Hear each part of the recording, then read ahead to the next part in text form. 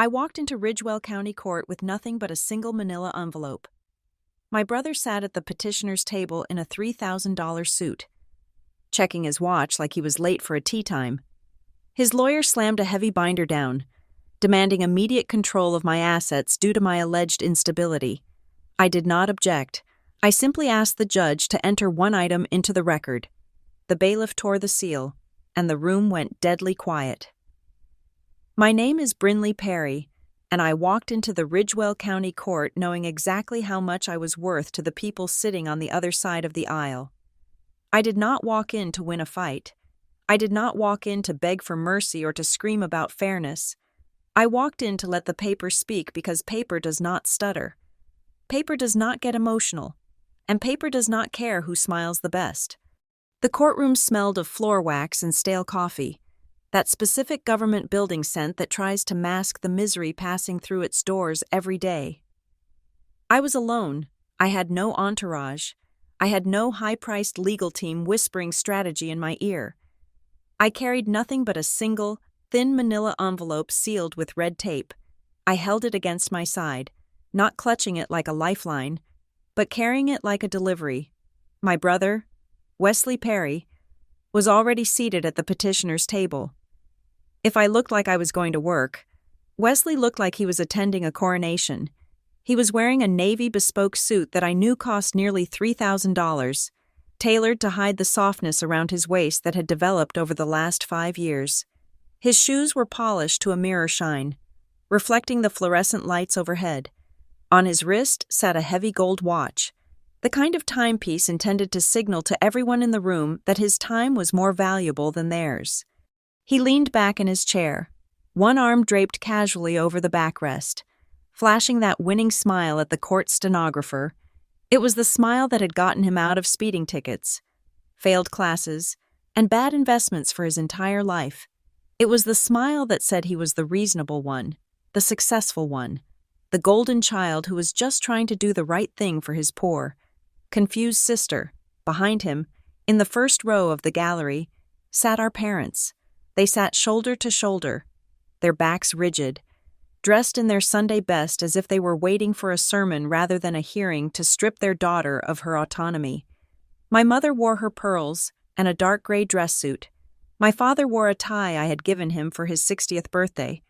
They stared straight ahead at the judge's empty bench, their faces set in masks of solemn grief. They did not look at me, not once. To look at me would be to acknowledge that I was a person, a human being standing less than 20 feet away, rather than a problem to be managed. Their avoidance told me everything I needed to know. They had chosen their side long before we stepped into this room. They had chosen the narrative of the successful son over the reality of the daughter who simply refused to play their game. Wesley's lawyer was a man named Mr. Sterling, a sharp-featured attorney with a reputation for aggressive litigation and a billable rate that could choke a horse.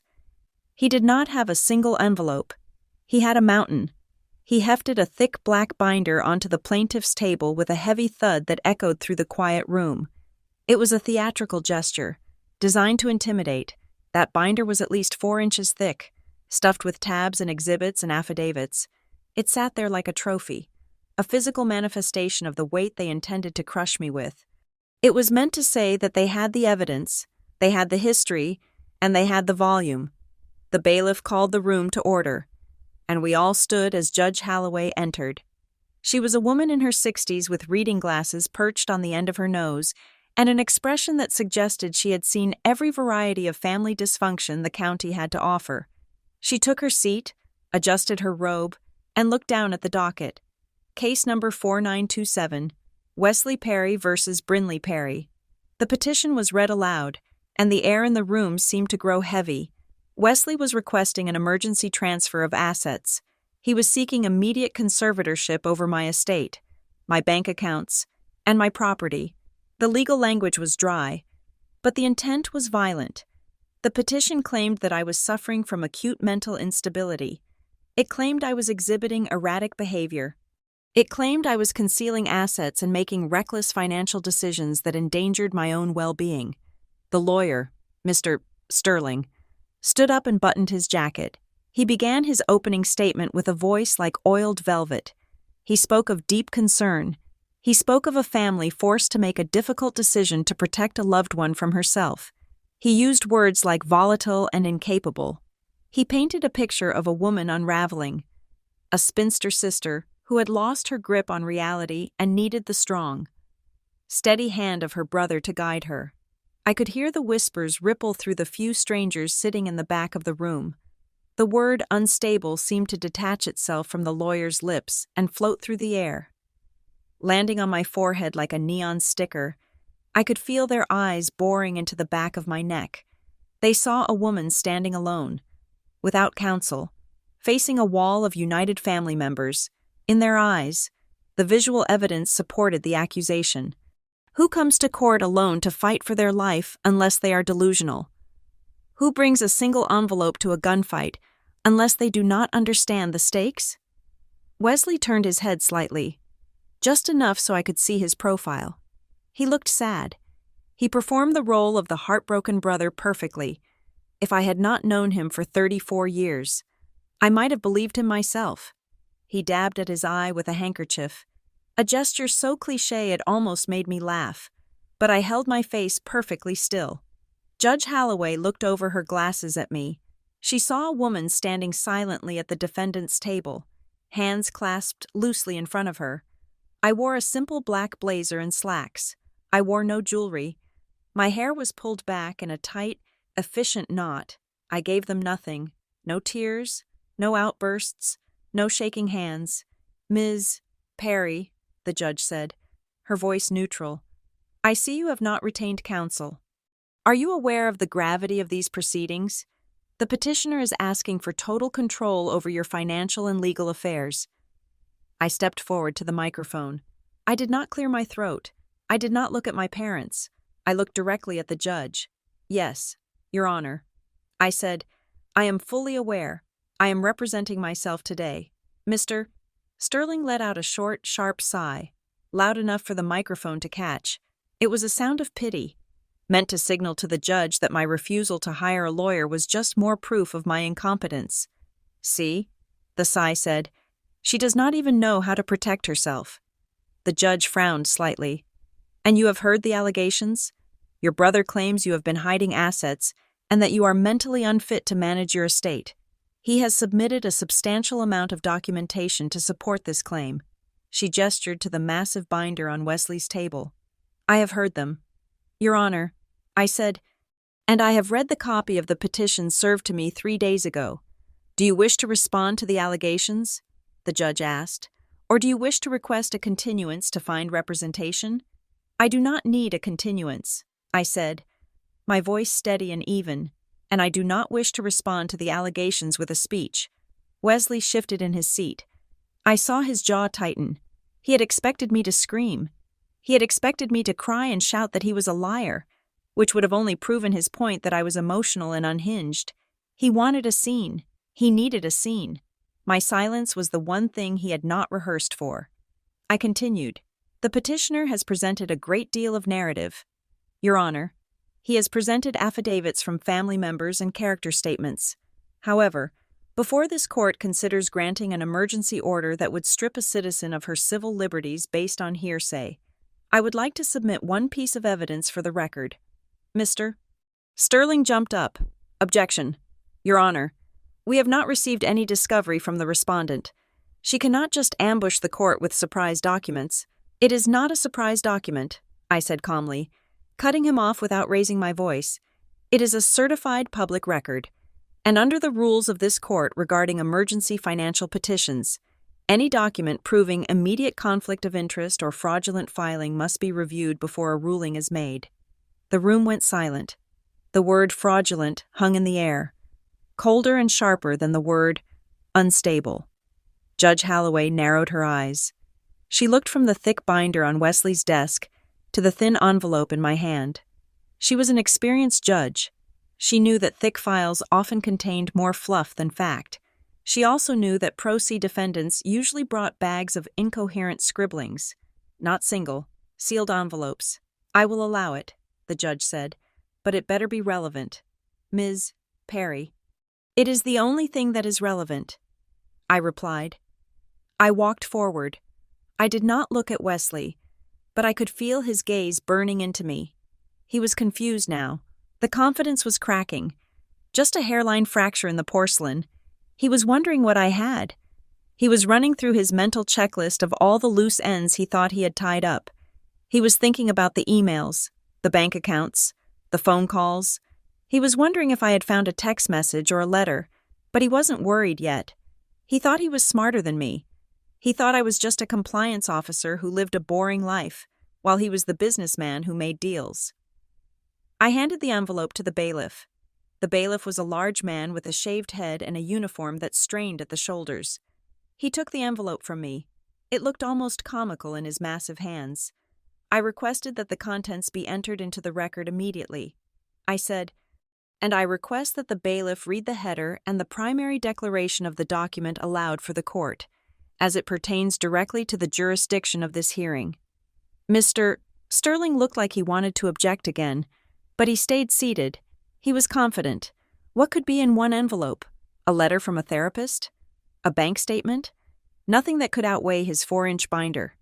The judge nodded to the bailiff. "Open it. Read the necessary portion for the record."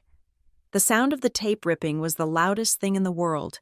It was a sharp, tearing sound that seemed to slice through the heavy atmosphere of the courtroom. My parents shifted in the back row. My mother smoothed her skirt, her nervous tic acting up. Wesley leaned forward, his eyes narrowed, trying to see through the back of the bailiff's hand. The bailiff reached inside and pulled out a stack of 3 papers stapled together. The top page was thick, cream-colored linen paper, the kind used for official government instruments. At the top, in bold, black letters, was a seal. The bailiff adjusted his glasses. He looked at the document. Then he looked up at the judge. He paused for a second, a flicker of confusion crossing his face. Before his expression hardened into professional neutrality, he cleared his throat. "This is a notice of interest and recorded restriction filed with the State Registry of Deeds." The bailiff read, his voice deep and booming, "Regarding the property located at 147 Lakeview Drive, Birch Hollow." I saw Wesley's hand twitch on the table. The smile was gone. The bailiff continued reading. "The document certifies that the aforementioned property is currently under a fraud investigation restriction. Triggered by an unauthorized attempt to transfer the deed on November 4th of this year." The judge's eyebrows shot up. November 4th? That was 2 weeks ago. That was 10 days before Wesley filed his petition claiming I was incompetent. "Continue," the judge ordered, leaning forward. "Who initiated the restriction?" The bailiff looked down at the paper.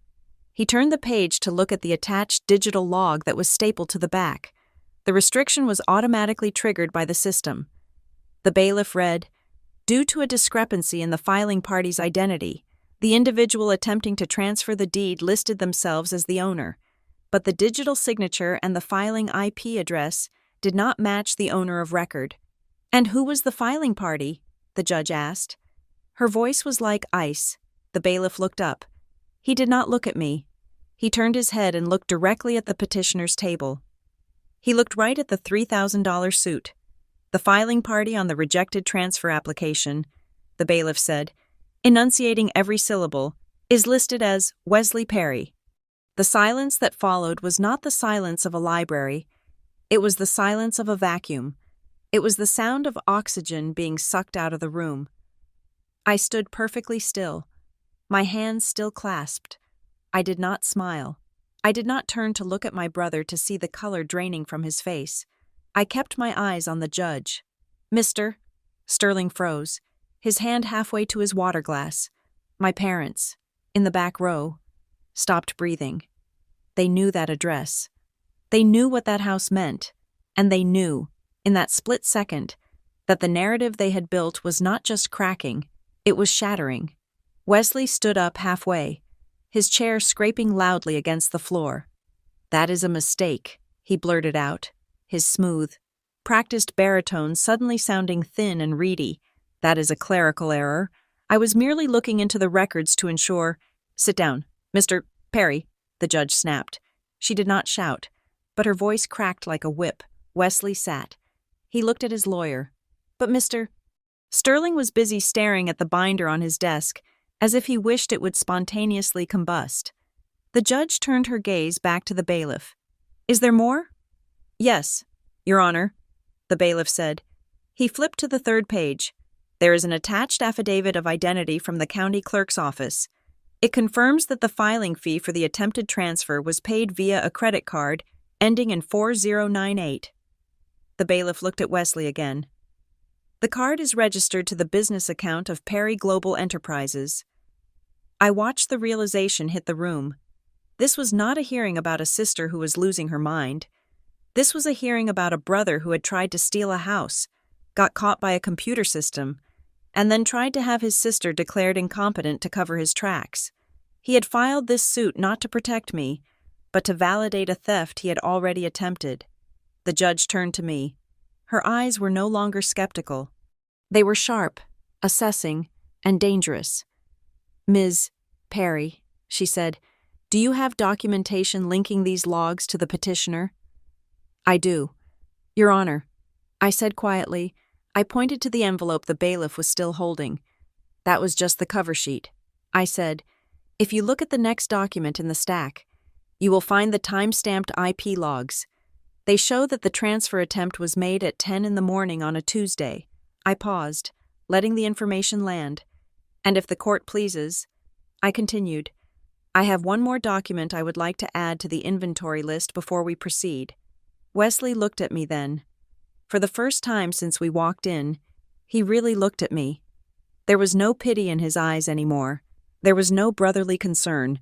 There was only fear, pure, unadulterated fear. He realized then that I had not come to court to defend myself against his lies. I had come to court to dismantle his life.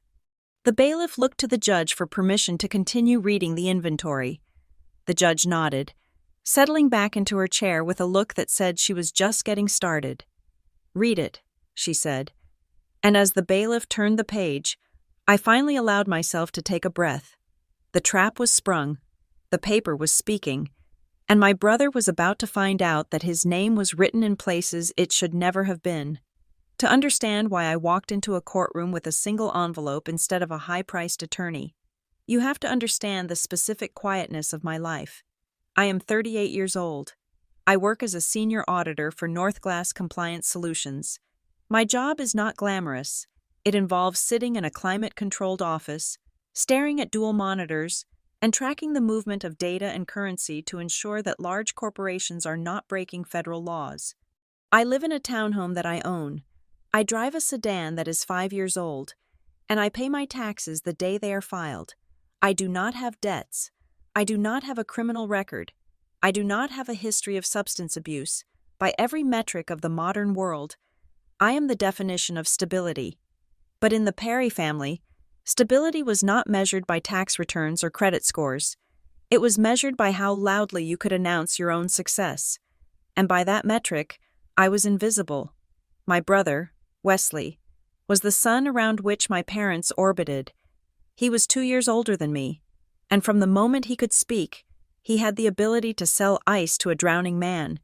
He was the golden child, the one who brought home trophies, the one whose failures were always framed as learning experiences, and whose minor victories were treated like national holidays.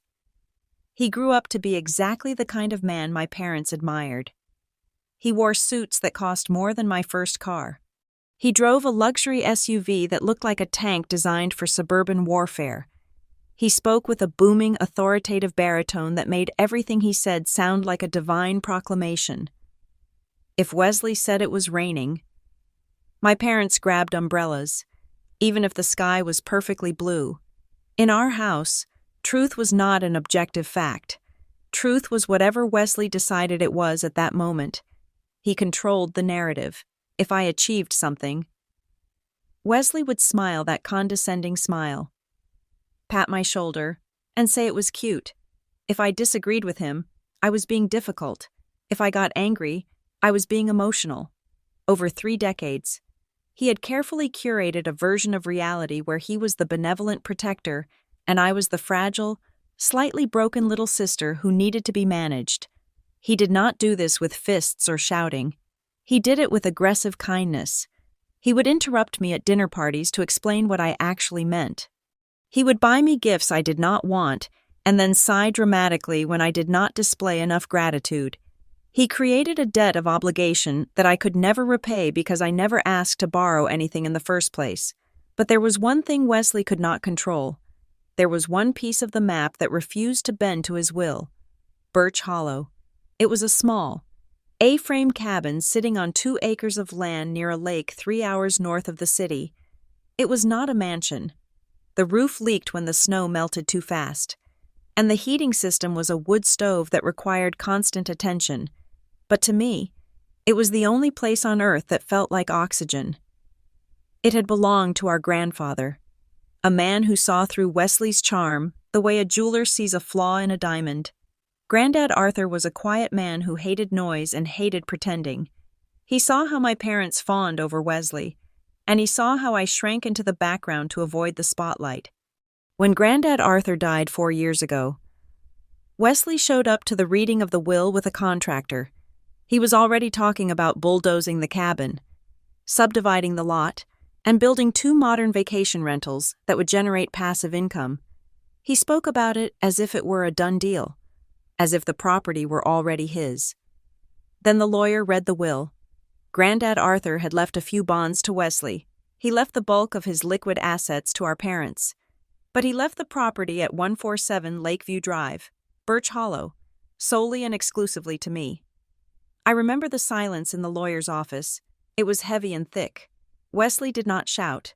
He did not throw a tantrum. He just laughed. It was a dry, hollow sound. He looked at me, then at our parents, and said that it must have been a mistake. He said Granddad was confused at the end. He said I couldn't possibly handle the maintenance of a property like that.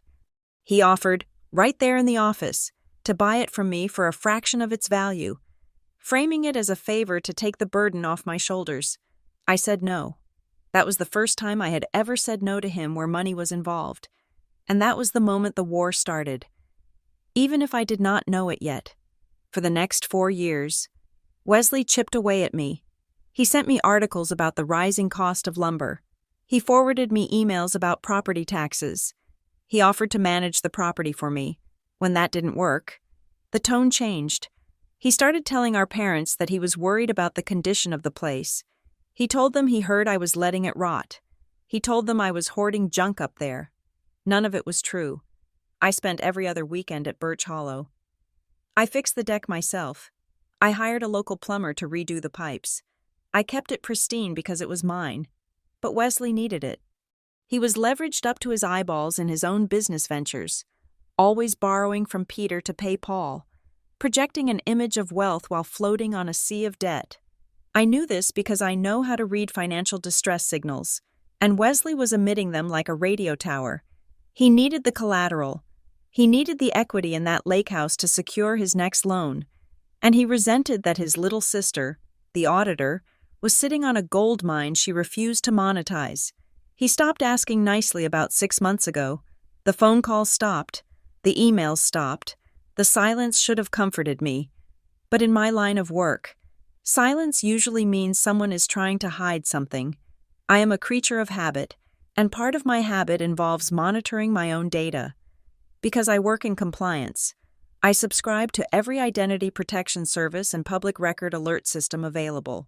I treat my own life like a client file. 2 weeks before the court date, on a Tuesday morning, I was sitting at my desk at North Glass, reviewing a spreadsheet for a logistics firm. My phone buzzed.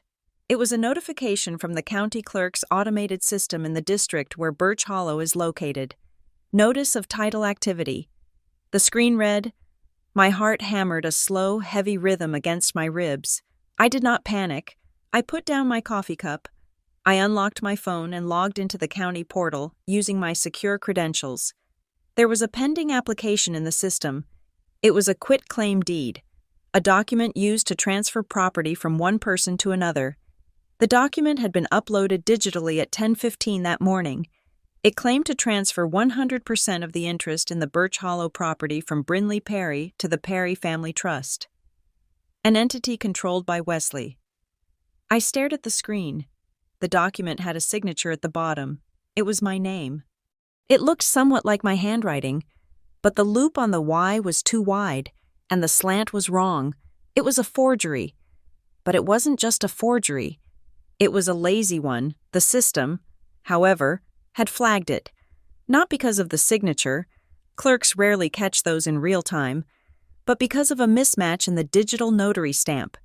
The notary listed on the document had an expired commission number in the county database. The system had automatically rejected the filing and placed a temporary freeze on the title until the owner, me, could verify the activity. I sat in my office chair. The hum of the air conditioner, the only sound in the room. Most people would have called their brother immediately. Most people would have screamed into the phone, demanding an explanation. Most people would have called their parents and cried about betrayal. I did none of those things. I knew exactly what Wesley would do if I confronted him. He would say it was a misunderstanding. He would say his assistant filed the wrong paperwork. He would say he was just trying to help me manage the asset and got ahead of himself. He would gaslight me until I doubted my own eyes. And if I threatened him, he would just find a better way to steal it. So I went to work. I opened a new folder on my secure drive. I named it simply Project BH. I started by downloading the rejected application. I saved the metadata. I traced the IP address of the uploader. It wasn't a residential IP. It resolved to a static address assigned to Perry Global Enterprises, Wesley's company. He hadn't even bothered to use a VPN. He had done it from his office, likely between his morning coffee and his lunch meeting. Arrogant enough to think the county clerk system in a rural town was too primitive to catch him. Then I went deeper. I requested the full access logs for the portal. I pulled the credit card transaction receipt for the filing fee. It was $45. He had charged it to his corporate American Express. I had the last 4 digits. I spent the next 3 days doing a forensic audit of my interactions with my brother. I exported 4 years of emails. I highlighted every instance where he mentioned the property. I found the emails where he asked for the deed reference number for insurance purposes 2 years ago. I found the text messages where he asked if I had a copy of the key in a lockbox. I saw the picture forming. He wasn't just trying to steal a house. He was building a case that I was incompetent, so that when he did steal it, he could justify it as stewardship. Then, the final piece fell into place. I realized that the rejection of the deed transfer was going to trigger him. He would get the notification that the filing failed. He would know the system flagged it. And he would know that he couldn't just try again without raising suspicion. His only option, his only legal path to get that house before his own creditors came knocking, was to force the transfer through a higher authority. He needed a court order, and to get a court order to take property from a mentally sound adult, he needed to prove I wasn't mentally sound. I knew the lawsuit was coming before the process server even knocked on my door. I knew he would use the instability angle. He had been planting the seeds for years with our parents. Brinley seems stressed. Brinley is retreating from the family. Brinley is obsessed with that old shack. When the papers finally arrived, served to me at my office by a man in a windbreaker, I didn't even blink. I signed for them, walked back to my desk, and read the petition. Emergency conservatorship, incapacity, protection of assets. He was using the nuclear option. He wanted to strip me of my rights to save himself. He was betting on me being the scared little sister who would crumble under the weight of a courtroom.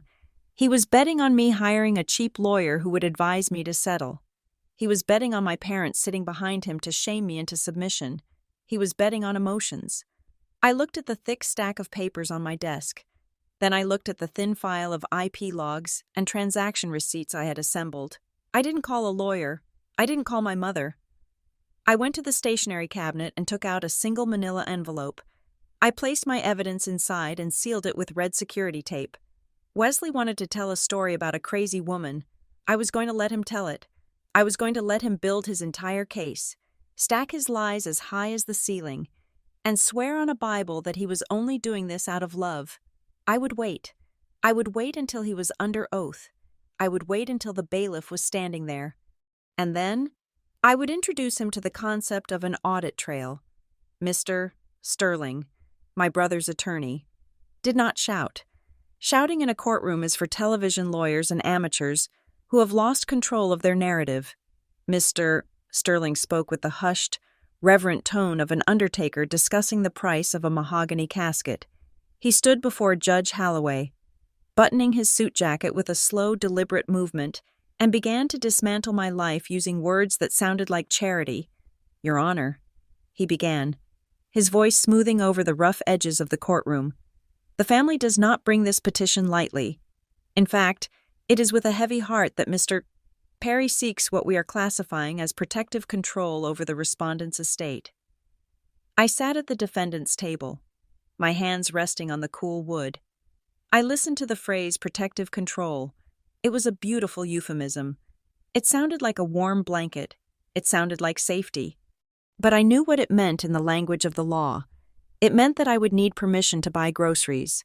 It meant I would need approval to withdraw $20 from an ATM. It meant that my signature, which I had used to sign contracts and leases for 2 decades, would become nothing more than ink on paper, void of any authority. Sterling continued, gesturing vaguely in my direction without actually looking at me. "We are asking for temporary conservatorship over the respondent's checking and savings accounts, her retirement portfolio, her vehicle, and her primary residence. Furthermore, we are requesting power of attorney regarding any future interests, including but not limited to real estate holdings and inheritance distributions that may arise." Future interests, that was the tell. If they were only concerned about my mental state right now, they would focus on my current accounts, but they were casting a net into the future. They wanted to own not just who I was today, but who I might become tomorrow. They wanted to ensure that if I ever sold the cabin at Birch Hollow, the check would go into an account that Wesley held the keys to.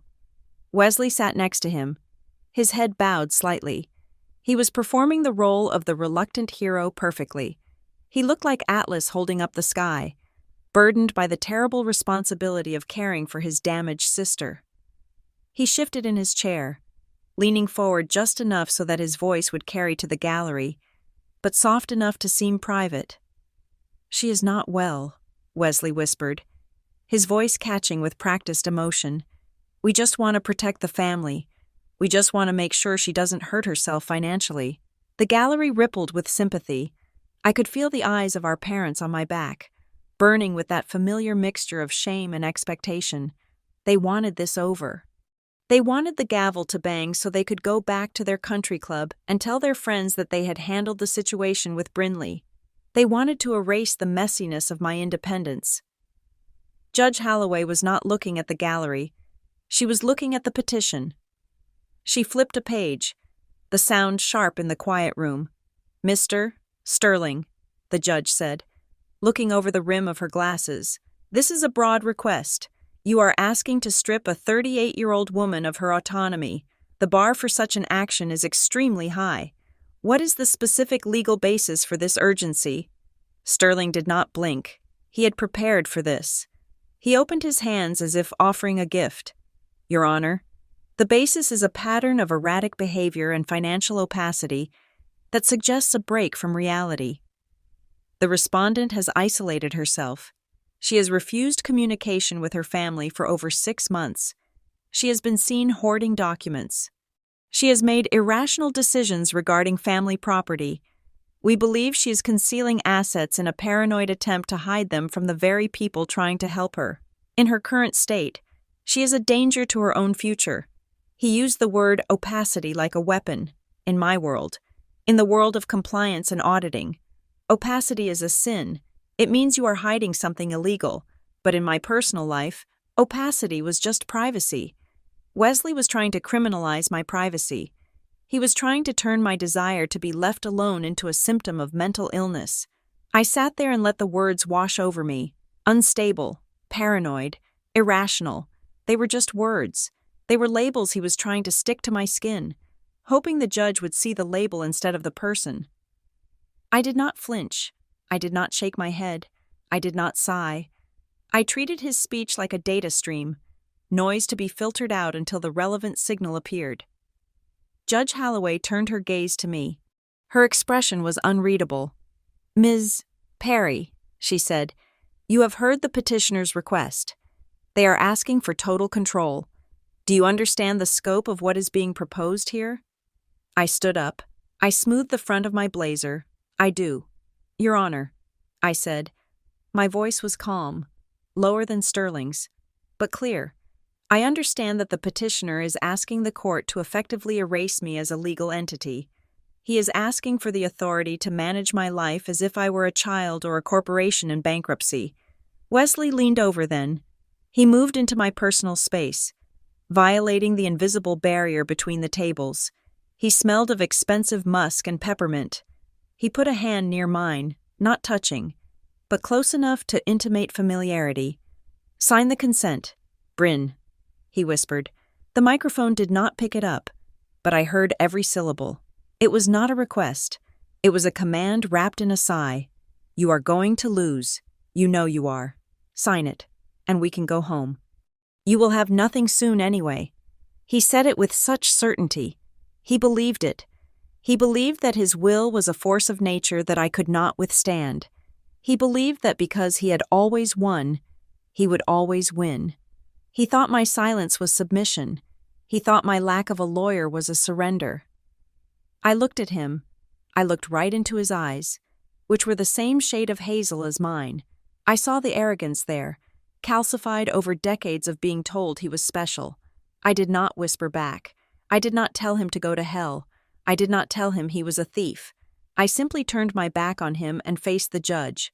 "Your Honor," I said, ignoring Wesley completely, "I do not object to the concept of protecting assets. In fact, that is exactly why I am here." Sterling let out a short, dry chuckle. He shook his head, looking at the judge as if to say, "See? She is rambling." I continued, my voice steady. "However, before the court considers granting the petitioner control over my finances based on his claims of my instability, I request that one additional document be entered into the record." I held up the envelope. Sterling sighed loudly. "Your Honor, this is highly irregular. The respondent has had weeks to file a response. Dragging this out with last-minute letters or emotional appeals is a waste of the court's time. We are not here to read diaries." He thought it was a letter. He thought it was a character reference or a frantic, handwritten plea for mercy. He smiled that tight, condescending smile, the one that said, I was a child offering a crayon drawing to a master painter. Judge Holloway looked at Sterling, then at me. She looked at the sealed envelope in my hand. She was a woman who appreciated procedure, but she also appreciated thoroughness, and something in Sterling's dismissal seemed to annoy her. "I will decide what is a waste of my time." "Counselor," she said. She nodded to the bailiff. "Accept the document," she ordered. The bailiff stepped forward. He was a wall of a man, smelling of starch and gun oil. He took the envelope from my hand. I watched Wesley. I watched him closely. As the envelope left my hand and traveled into the possession of the court officer, Wesley's smile faltered. It was a micro-expression, a tiny flicker of muscle in his jaw. He stopped leaning back in his chair. He sat up straighter. His eyes tracked the envelope. He did not know what was inside. For a man like Wesley, who curated every aspect of his life, who rehearsed every conversation, who controlled every outcome, the unknown was terrifying. He knew the secrets he had buried. He knew the corners he had cut. But he didn't know which one I had found. Was it the bank transfer? Was it the emails to Mom? Was it the loan application? He hated things he could not control. And as the bailiff walked that envelope toward the bench, Wesley realized that for the first time in his life, the narrative was out of his hands. He looked at me, and the pity was gone. The arrogance was gone. In their place was a cold, hard suspicion. "Open it," Judge Holloway said to the bailiff. The sound of the red security tape tearing was sharp and final. It sounded like a bone snapping. Wesley flinched, just a fraction of an inch. But I saw it, and I knew, right then, that the game had changed. He wasn't the petitioner anymore. He was the prey. The bailiff adjusted his reading glasses. A slow, methodical movement that seemed to stretch time. He held the document up to the light, scanning the header. Document title, the bailiff announced, his voice booming off the paneled walls. Notice of interest and recorded restriction. He paused, letting the title hang in the air before continuing. Regarding the property at 147 Lakeview Drive, Birch Hollow, Mr. Sterling was on his feet instantly. Objection, Your Honor. This is a side issue. We are here to discuss the respondent's mental capacity and immediate financial safety. Not to get bogged down in the minutiae of real estate deeds. This is a distraction technique. Judge Holloway didn't even look at him. She kept her eyes on the bailiff. Overruled. Mr. Sterling, your petition specifically requests control over the respondent's real estate assets. A recorded restriction on her primary property is not a side issue. It is the very heart of the matter. Sit down. Sterling sat, but he looked annoyed, like a man forced to wait in line at a deli. He didn't know yet. He thought this was just a bureaucratic snag. Continue, the judge ordered. The bailiff cleared his throat. The document states that the aforementioned property is currently under an administrative freeze. The title is flagged for review due to a suspected fraudulent transfer attempt. A ripple went through the room. Fraud. The word carries a specific weight in a court of law. It changes the temperature. It turns a family dispute into a crime scene. Fraudulent transfer? Judge Holloway asked, her eyebrows knitting together. Explain. Is the property in foreclosure? Is there a lien? No, Your Honor, the bailiff said, reading further down the page. The freeze was triggered by the county clerk's automated anti-fraud system. A quitclaim deed was submitted for recording on November 4th. The system flagged the submission because of irregularities in the notary acknowledgement and the filer's identity. Judge Holloway leaned forward. Her interest piqued. Who initiated the restriction? Who flagged the file? The bailiff looked up from the paper. He didn't look at me. He didn't look at the judge. He turned his head slowly and looked directly at the petitioner's table. He looked right at Wesley, who was now sitting very still, his face a mask of polite confusion.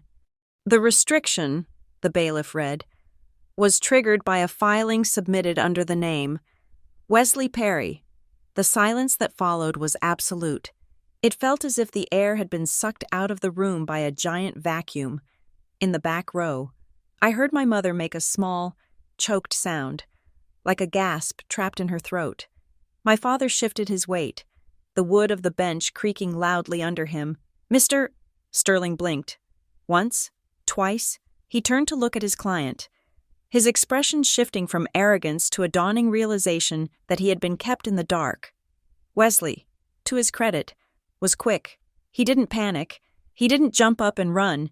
He just shook his head, a look of weary patience on his face. Your Honor, Wesley said, his voice smooth, though I could hear the slight tremor of adrenaline underneath. This is exactly what I'm talking about. I had to flag the property. I had to put a watch on it. Brinley has been erratic. She's been threatening to sell the family cabin to strangers, to liquidate it for cash. I was merely taking steps to prevent her from making a mistake she couldn't undo. It was a protective measure. I was monitoring the title to make sure she didn't do something rash. It was a good lie. It was plausible. It fit his narrative of the concerned brother saving the reckless sister. He was trying to spin the fraud alert as his own doing, as if he were the one who had called the police. Rather than the one who had tripped the alarm, Judge Holloway looked at him. She seemed to weigh his words. So, you are saying you placed a restriction on the property to prevent a sale? Exactly, Wesley said, nodding earnestly, to keep it safe until we could get this conservatorship sorted out. I stood up. I didn't raise my voice. I didn't look at Wesley. I looked at the judge. Your Honor, I said, the petitioner is mischaracterizing the document. The restriction wasn't filed by him as a protective measure. The restriction was triggered against him. Sterling stood up again. Objection. Argumentative. I have the proof in the next document, I said, cutting him off. If the bailiff would be so kind as to read the second page. The judge nodded to the bailiff. Read it. The bailiff flipped the page. This is a transaction log from the county clerk's digital portal, he announced. It details the specific action that caused the freeze. He squinted at the small print. The log shows that at 10:15 in the morning on November 4th, a user logged in and attempted to upload a document titled Quitclaim Deed Transfer. The user did not file a notice of restriction. The user filed a transfer of ownership. Who was the user? The judge asked. The account holder is listed as Perry Global Enterprises, the bailiff read, and the transfer attempted to move the title from Brinley Perry to the Perry Family Trust. The judge turned to Wesley. Her eyes were hard now. Mr. Perry, you just told this court you filed a restriction to protect the property, but this log says you tried to transfer the property out of the respondent's name and into a trust controlled by you. Which is it? Wesley's face went pink. Not red, just a flush of heat creeping up his neck. Your Honor, the trust is for her benefit. It's the same thing. Moving it to the trust protects it. It's a technicality. A technicality? I said, stepping out from behind my table. You tried to sign my name. I did no such thing, Wesley snapped, his composure cracking for the first time. I have power of attorney. No, I said calmly. You don't? That is why we are here today. You are asking for power of attorney. You don't have it yet, which means when you uploaded that deed 2 weeks ago, you were acting without authority. I turned back to the judge. Your Honor, the restriction exists because the system rejected his filing. It rejected it because the digital signature didn't match mine, and the notary stamp he used was flagged as invalid. He didn't file a watch. He tried to steal the house, got caught by the software, and is now lying to this court to cover his tracks. The room was buzzing now. The whispers were louder. The word steal was floating around. And this time, it was sticking to Wesley, not me. Judge Holloway looked at the papers in the bailiff's hand. She looked at the timestamp. She looked at Wesley, who was now whispering furiously to Mr. Sterling. Sterling looked unhappy. He was a lawyer who liked winning, but he hated being lied to by his own clients. He was leaning away from Wesley, creating physical distance on the bench. Ms. Perry, the judge said, you mentioned a notary stamp. Do you have evidence regarding the submission of this deed? I do, I said. I have the IP logs. Submit them, the judge ordered. I reached into my bag, not the envelope, but my bag, and pulled out a second, smaller folder. I had known he would lie. I had known he would try to spin the restriction, so I had kept the technical data separate, ready to deploy exactly at this moment. This is the access log for the upload, I said, handing it to the bailiff. It shows the IP address of the device that uploaded the forged deed. It also shows the IP address of the device that paid the filing fee. The bailiff took the folder and handed it up to the judge. She opened it and scanned the columns of numbers. The IP address resolves to an office building in downtown, I said. Specifically, the headquarters of Perry Global Enterprises, and the payment was made with a corporate credit card. I believe the court will find that card does not belong to me. Judge Holloway looked up. Mr. Perry, she said, her voice dangerously low. Did you, or did you not, attempt to transfer the deed to this property on November 4th using your office computer? Wesley opened his mouth, then closed it. He looked at his parents. They were staring at him, their faces pale. They knew about the trust. He had probably told them he was securing the assets, but they didn't know he had done it behind my back, 2 weeks before the hearing, using a forged signature. I was advised that securing the asset was priority, Wesley stammered. My legal counsel at the time. I was not your counsel on November 4th, Sterling interrupted sharply, throwing his client under the bus to save his own license. I was retained for this petition only. Wesley looked at Sterling with betrayal, then back at the judge. He was cornered. The paper trail had cut off his retreat. I did what I had to do for the family, Wesley said, his voice hardening, the nice guy mask slipping off completely. She was going to lose it. She's incompetent. I was saving it. By forging her signature? The judge asked. It wasn't forgery, Wesley insisted. It was implied consent. We are family. There is no such thing as implied consent in real estate law. Mr. Perry, the judge said. She closed the folder. And there is certainly no such thing as implied consent when you are standing in my courtroom asking for guardianship based on the claim that she is the one hiding assets. She looked at me. Ms. Perry, these logs are admitted into evidence. The court takes judicial notice of the discrepancy in the petitioner's timeline. She turned back to Wesley. You are on very thin ice. Mr. Perry, if I find one more instance where your actions contradict your sworn petition, I will not just dismiss this case, I will refer it to the district attorney. Wesley slumped back in his chair. He looked smaller now. The $3,000 suit didn't look like armor anymore. It looked like a costume, but I wasn't done. The judge had admitted the logs. She had seen the start of the trail, but she hadn't seen the end of it. Your Honor, I said, if we may continue with the inventory, there is more in the bailiff's hand. The judge nodded. Continue. And as the bailiff prepared to read the next item, I saw Wesley's eyes widen. He remembered.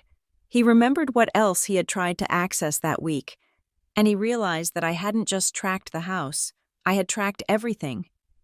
I walked toward the bench with the second document in my hand, moving with the deliberate slowness of someone who knows that every step is being watched. In my line of work, we call this the chain of custody. It is not enough to have the truth. You must demonstrate exactly how that truth traveled from the source to the surface. I placed the single sheet of paper onto the bailiff's desk. It was a printout of the server logs from the county clerk's portal. But to me, it was a map of my brother's arrogance. Your Honor, I said, my voice cutting through the lingering murmurs of the courtroom. The document the bailiff is now holding contains the metadata associated with the rejected deed transfer. It lists the timestamp of the upload as 10:15 in the morning. It lists the user account ID. But most importantly, it lists the digital certificate attached to the file. Judge Holloway adjusted her glasses, leaning down to inspect the paper as the bailiff presented it to her. The courtroom was silent, but it was a different kind of silence now. Before, it had been the silence of judgment against me. Now, it was the silence of anticipation. Mr. Sterling, the judge said, without looking up. Does your client deny that his company uses the digital signature service DocuSign for its corporate transactions? Sterling stood up, smoothing his tie. He looked uncomfortable. He was a man used to arguing about the interpretation of laws, not the binary reality of data. Your Honor, Sterling said, trying to sound dismissive. IP addresses and digital certificates are highly technical matters. They are easily spoofed.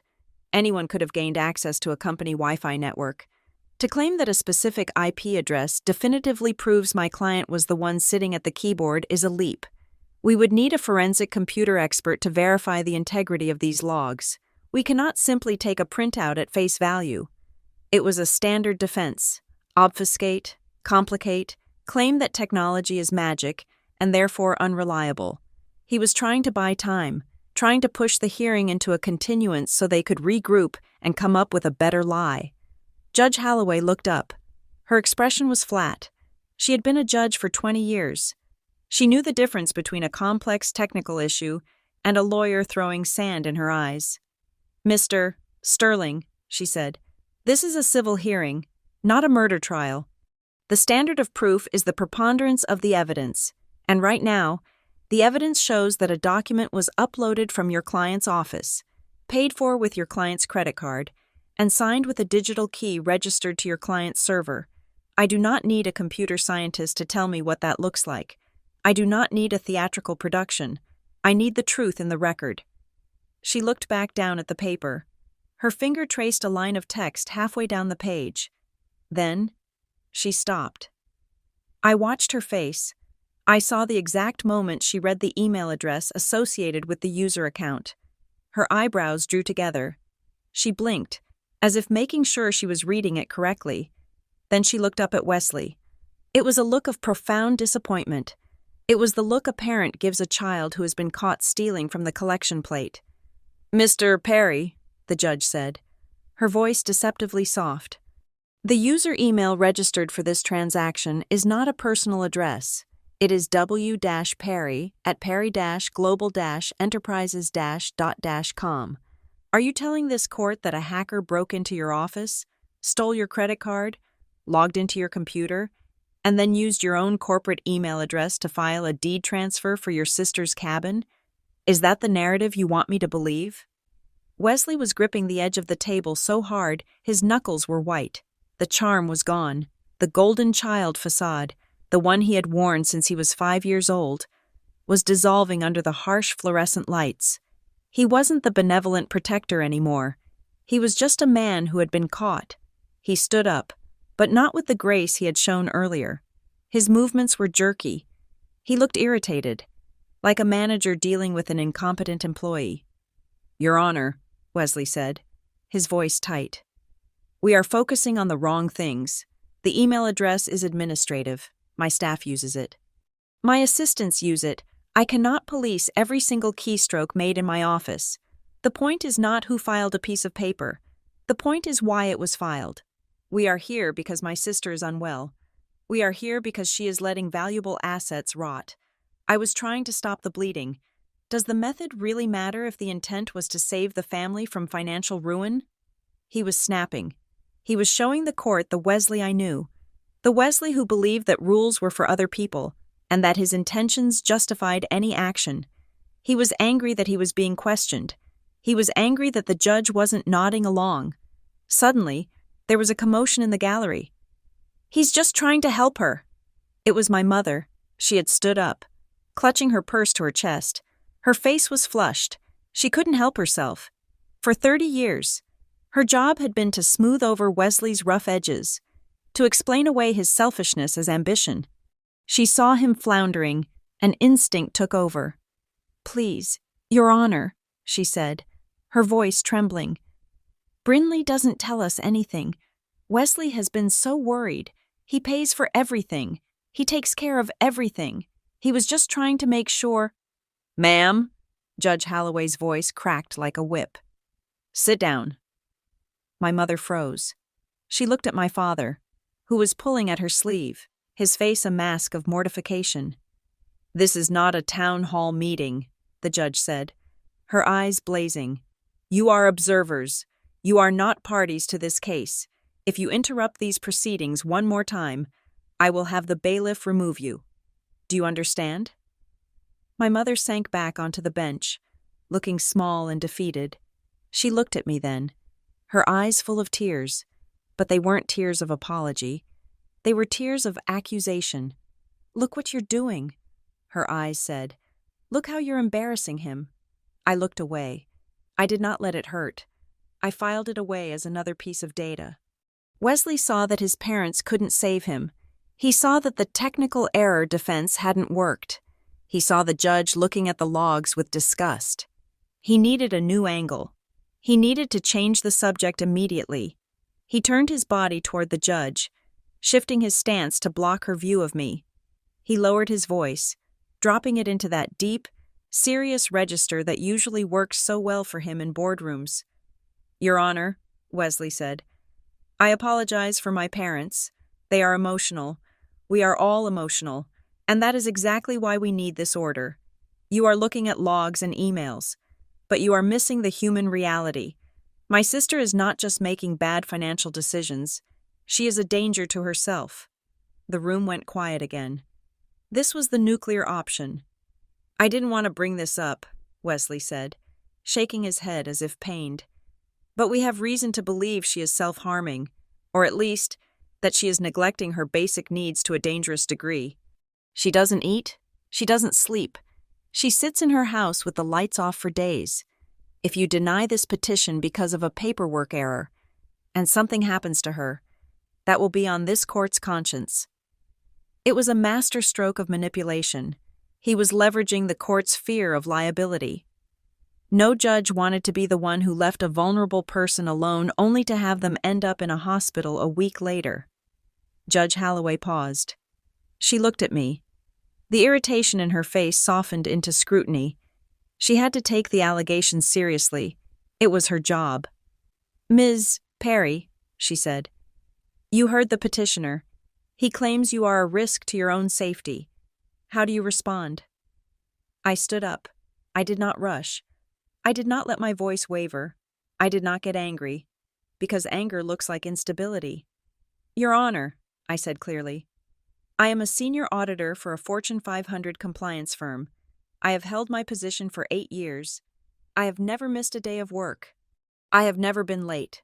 My performance reviews are in the top 5% of my division. I took a breath.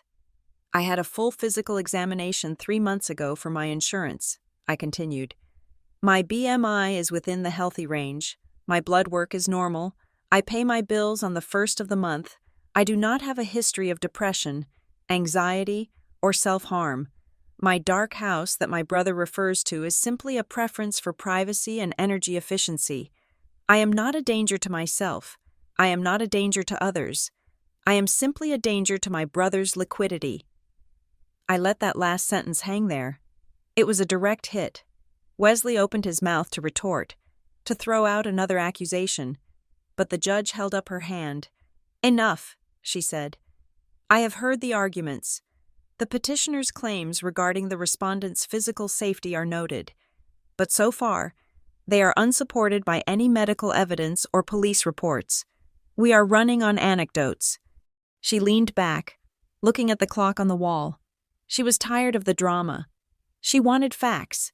She wanted to get to the bottom of the pile. We are going to proceed with the inventory, Judge Holloway said firmly. I want to know exactly what assets the petitioner is so eager to control. If there is a pattern of mismanagement, it will show up in the numbers, not in the speeches. She gestured to the bailiff. Continue reading the list. Wesley slumped back into his chair. He looked exhausted. He had fired his best shots, the technical confusion, the parental intervention, the suicide card, and I was still standing.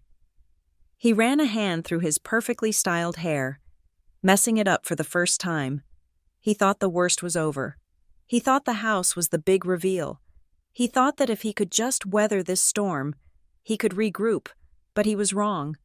I watched the bailiff pick up the next sheet of paper from the envelope. I knew exactly what was written on it. I knew exactly what date was stamped on it. The house was just the bait. The house was the shiny object I had used to get him into the room. The real trap, the one that would close around his ankle and drag him under, was about to be read aloud.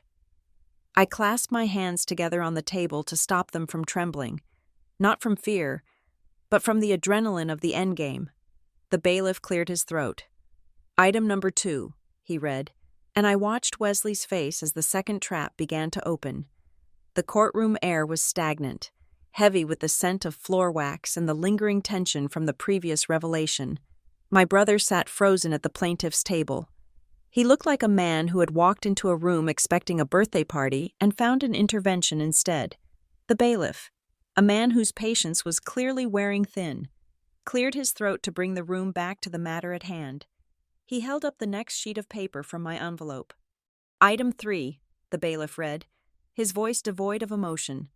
Personal checking account ending in 8944 held at Mariner Crest Bank. This was the boring part. This was the lull I had calculated. I watched the judge's face. She was listening, but her eyes were still cold, still processing the lie Wesley had told about the house. She was waiting for the pattern to confirm itself. Item 4, the bailiff continued. High-yield savings account ending in 2210 held at Mariner Crest Bank. Wesley shifted in his seat. He knew these accounts. He had probably tried to access them online and failed, because I used two-factor authentication that pings a device he couldn't clone. But he wasn't worried about the cash. He was wealthy, or at least he projected wealth. He didn't need my checking account to pay his mortgage. He needed something else. Item 5. The bailiff read, and then he paused. The pause was slight, just a hesitation in the rhythm of his recitation, but in a quiet courtroom, it sounded like a shout. The bailiff squinted at the document, tilting it to catch the overhead fluorescent light. Safe deposit box, number 402. The bailiff read slowly. Located at the main branch of Mariner Crest Bank on 4th Street. I saw Wesley's back stiffen. It was a subtle movement, a locking of the spine. He knew about Box 402. Everyone in the family knew about it. It was where Granddad Arthur had kept his war medals. It was where my mother kept the pearl necklace she only wore to weddings. And when the estate was settled, the box and its contents had passed to me. The bailiff looked up at the judge. "Your Honor," he said, "there is a notation attached to this item in the inventory log provided by the respondent. Read the notation," Judge Holloway ordered. The bailiff flipped the page attached to the bank record. "The log indicates a critical security alert regarding this box," the bailiff said.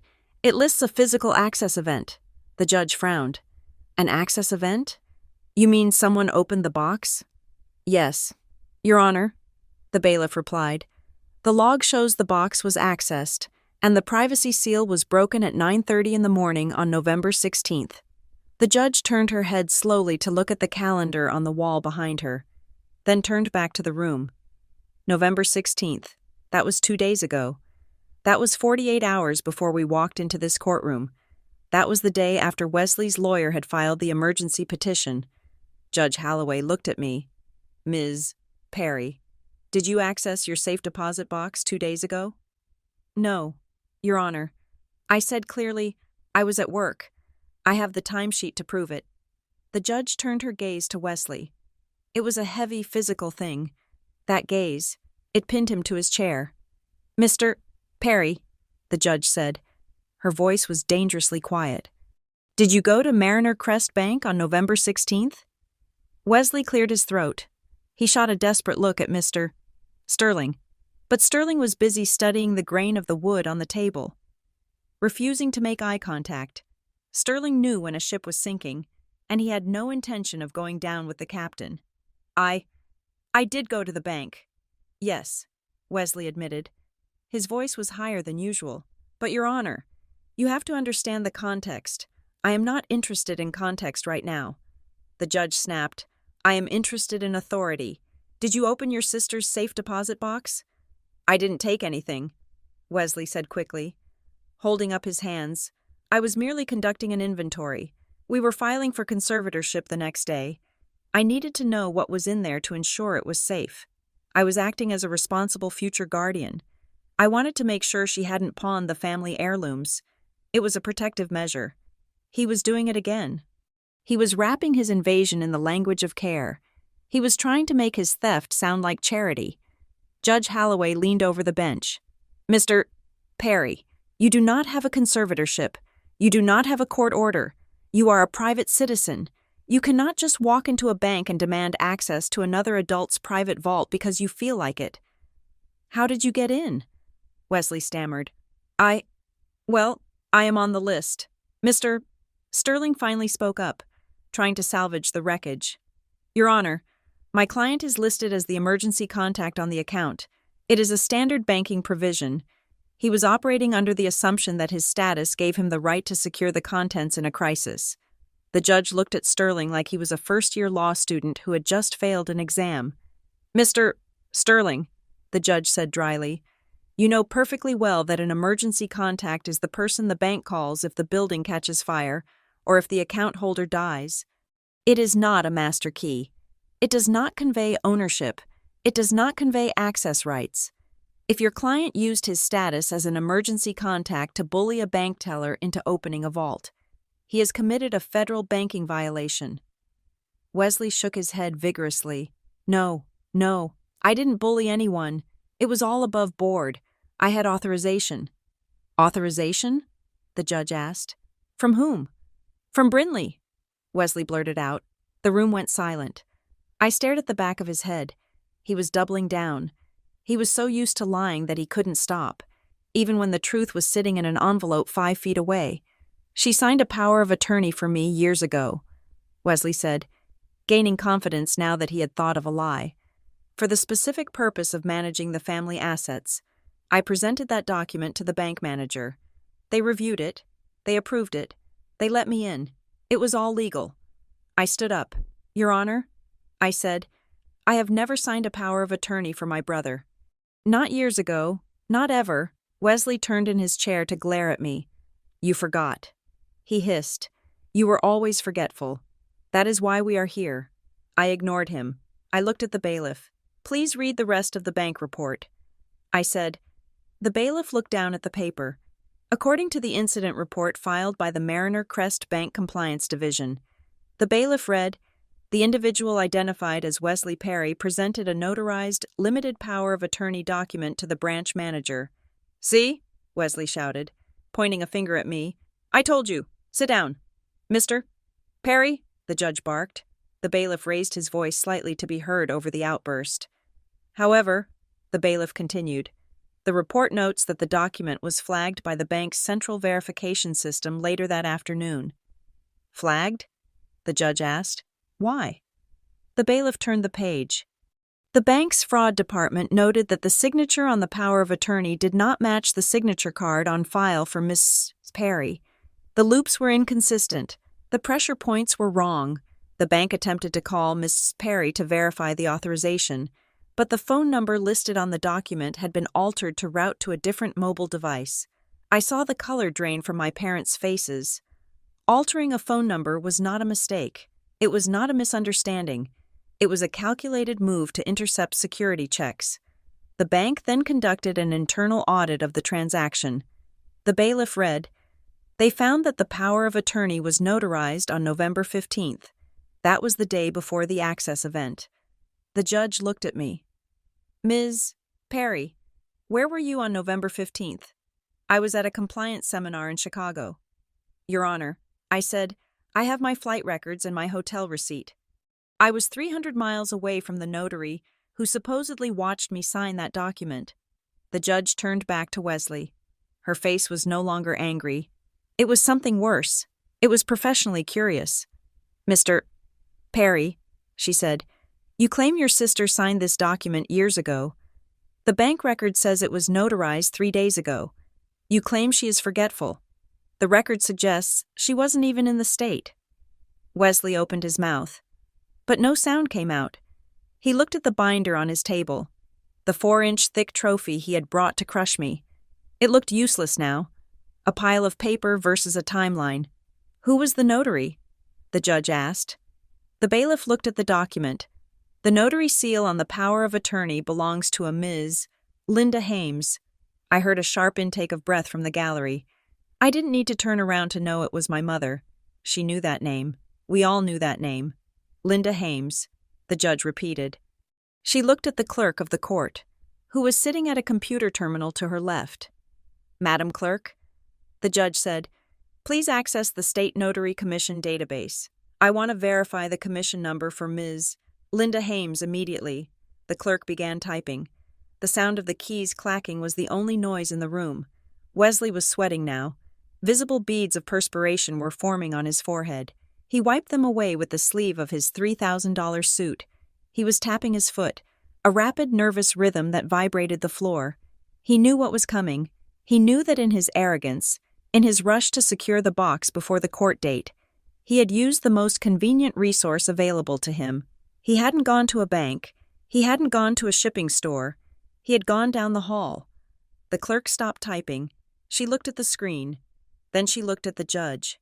"I have the record, Your Honor." The clerk said, "Read it." The judge ordered, "Commission number 78492. The clerk read, "Registered to Linda Hames. Status, active. And what is the registered business address for Ms. Hames?" the judge asked. The clerk squinted at the screen. "The registered business address is 205 Commerce Boulevard, Suite 400. The judge paused. She looked at the header on one of Wesley's own legal filings, which sat on the corner of her desk. She compared the address. Suite 400. The judge repeated slowly. She looked directly at Wesley. "Mr. Perry, isn't that the address of Perry Global Enterprises?" Wesley didn't answer. He couldn't. "And," the judge continued, her voice tightening like a noose, "isn't Ms. Linda Hames your executive assistant?" The silence that followed was heavy enough to crush a man. The trap I had set was not just about the house. It was about the pattern. I had proven he tried to steal the house. Now, I had proven he had manufactured a legal document, used his own employee to notarize a forgery, and used that forgery to break into a federal bank vault. He hadn't just crossed a line, he had sprinted past it. The judge didn't wait for an answer. She looked at the bailiff. "Secure the doors," she said. Wesley's head snapped up. Secure the doors? This was a civil hearing. This was family court. People didn't get locked in family court. Mr. Sterling stood up, his face pale. "Your Honor." "Shirley, sit down, counselor," the judge said. And this time she shouted it. "We are done with the inventory list for a moment. We are now going to discuss a new topic. We are going to discuss the crime of notary fraud and the tampering of evidence in a judicial proceeding." She looked at me. "Ms. Perry, do you have the bank's full report?" "I do, Your Honor." I said, "It is the next item in the envelope. Then bring it here," the judge said. As I walked toward the bench, I passed Wesley. He looked up at me. His eyes were wide, filled with a terror I had never seen in him before. He wasn't looking at his little sister anymore. He was looking at the person who had just ended his life, and I realized, as I handed the file to the judge, that I didn't feel happy. I didn't feel triumphant. I just felt clean. The paper had spoken, and it had screamed his name, while the judge reviewed the physical file of the bank report. The courtroom lapsed into a strange, suspended animation. The air conditioner hummed, a low mechanical drone that seemed to vibrate against the tension in the room. Wesley was whispering furiously to Mr. Sterling, his hands making sharp, chopping motions. My parents were sitting like statues, their eyes fixed on the back of Wesley's neck. Their faces a mixture of confusion and a slowly dawning horror. They were beginning to realize that the script had been rewritten, but they didn't know the ending yet. I sat perfectly still, my hands folded on the table. To the casual observer, I looked calm. I looked like a woman who was simply waiting for a bus. But inside, my mind was replaying the last 6 months, connecting the dots that had led us to this moment. Because this wasn't just about a bank vault, and it wasn't just about a house. Wesley hadn't just tried to steal my property. He had tried to steal my life, while the court clerk typed away. Pulling the full digital history of the Notary Commission, I allowed myself to think about the war my brother had waged outside these walls. It had been a quiet war, a war of whispers and implications, a modern war. Fought not with shouting matches in the living room, but with data points and reputation management. It started 4 months ago at my office. I work for North Glass Compliance Solutions. We handle sensitive financial audits for multinational corporations. My job requires a security clearance and a reputation for absolute, unshakable integrity. If I am compromised, my audits are compromised. One Tuesday, I was called into the HR director's office. The director, a woman I had known for 5 years, looked uncomfortable. She slid a piece of paper across the desk. It was a printout of an email received through the company's anonymous ethics hotline. The subject line read, "Concern regarding employee stability / Brinley Perry." The body of the email was a masterclass in passive-aggressive destruction. It didn't make wild accusations. It didn't sound like a rant. It sounded like a concerned citizen. It claimed that I had been exhibiting erratic behavior in my personal life. It suggested that I was under severe financial duress and might be susceptible to external leverage. It ended with a polite suggestion that the company might want to review my access to sensitive client accounts for her own protection. I didn't panic when I read it. I didn't cry. I did what I do for a living. I analyzed the syntax. The phrase external leverage was a favorite of Wesley's. He used it in his own business dealings constantly, and the timestamp on the email was 2 a.m. Wesley was a night owl. He did his best plotting when the rest of the world was asleep. I told the HR director the truth, that I was in the middle of a high-conflict probate dispute with a family member. I offered to undergo a voluntary credit check and a psychological evaluation to clear my name. The company agreed. I passed with flying colors, and the anonymous tip was dismissed as malicious. But I didn't delete the email. I forwarded it to a secure, encrypted folder on my private server. I labeled it Evidence Item A-12. I didn't confront Wesley. I didn't call him and scream, "How dare you try to get me fired?" That was what he wanted. He wanted me to sound hysterical. He wanted me to call him screaming so he could record the call and play it for our parents as proof of my instability. Instead, I went silent, and his campaign escalated. A few weeks later, a colleague of mine, let's call her Sarah, stopped me by the coffee machine. Sarah worked in our background check division. She lowered her voice, looking over her shoulder. "Bryn," she said, "I shouldn't tell you this, but we had a weird inquiry yesterday. Someone called the main switchboard asking to verify your employment status. They didn't identify themselves as a bank or a lender. They just kept asking if you were still active and if there had been any disciplinary incidents recently." "Did you get a number?" I asked, pouring my coffee with a steady hand. "It was blocked," Sarah said. But the operator noted that the caller had a very distinct, deep voice, and he kept saying he was calling on behalf of the family. I thanked her. I went back to my desk and logged the incident. Date, time, content of the inquiry. I knew it was Wesley. He was trying to find cracks in my armor. He was trying to see if his anonymous email had worked. He wanted to know if I was on probation, if I was crumbling, if I was losing my grip. When the direct attacks on my career didn't work, he turned to our parents. He manufactured a fake crisis. He told them I was disappearing. He told them I wasn't answering my door. He told them he had driven by my house and seen piles of mail on the porch. A lie, since I have a P.O. box. My phone began to blow up with texts from my mother. "Brinley, please pick up. Wesley is so worried. Brinley, are you eating?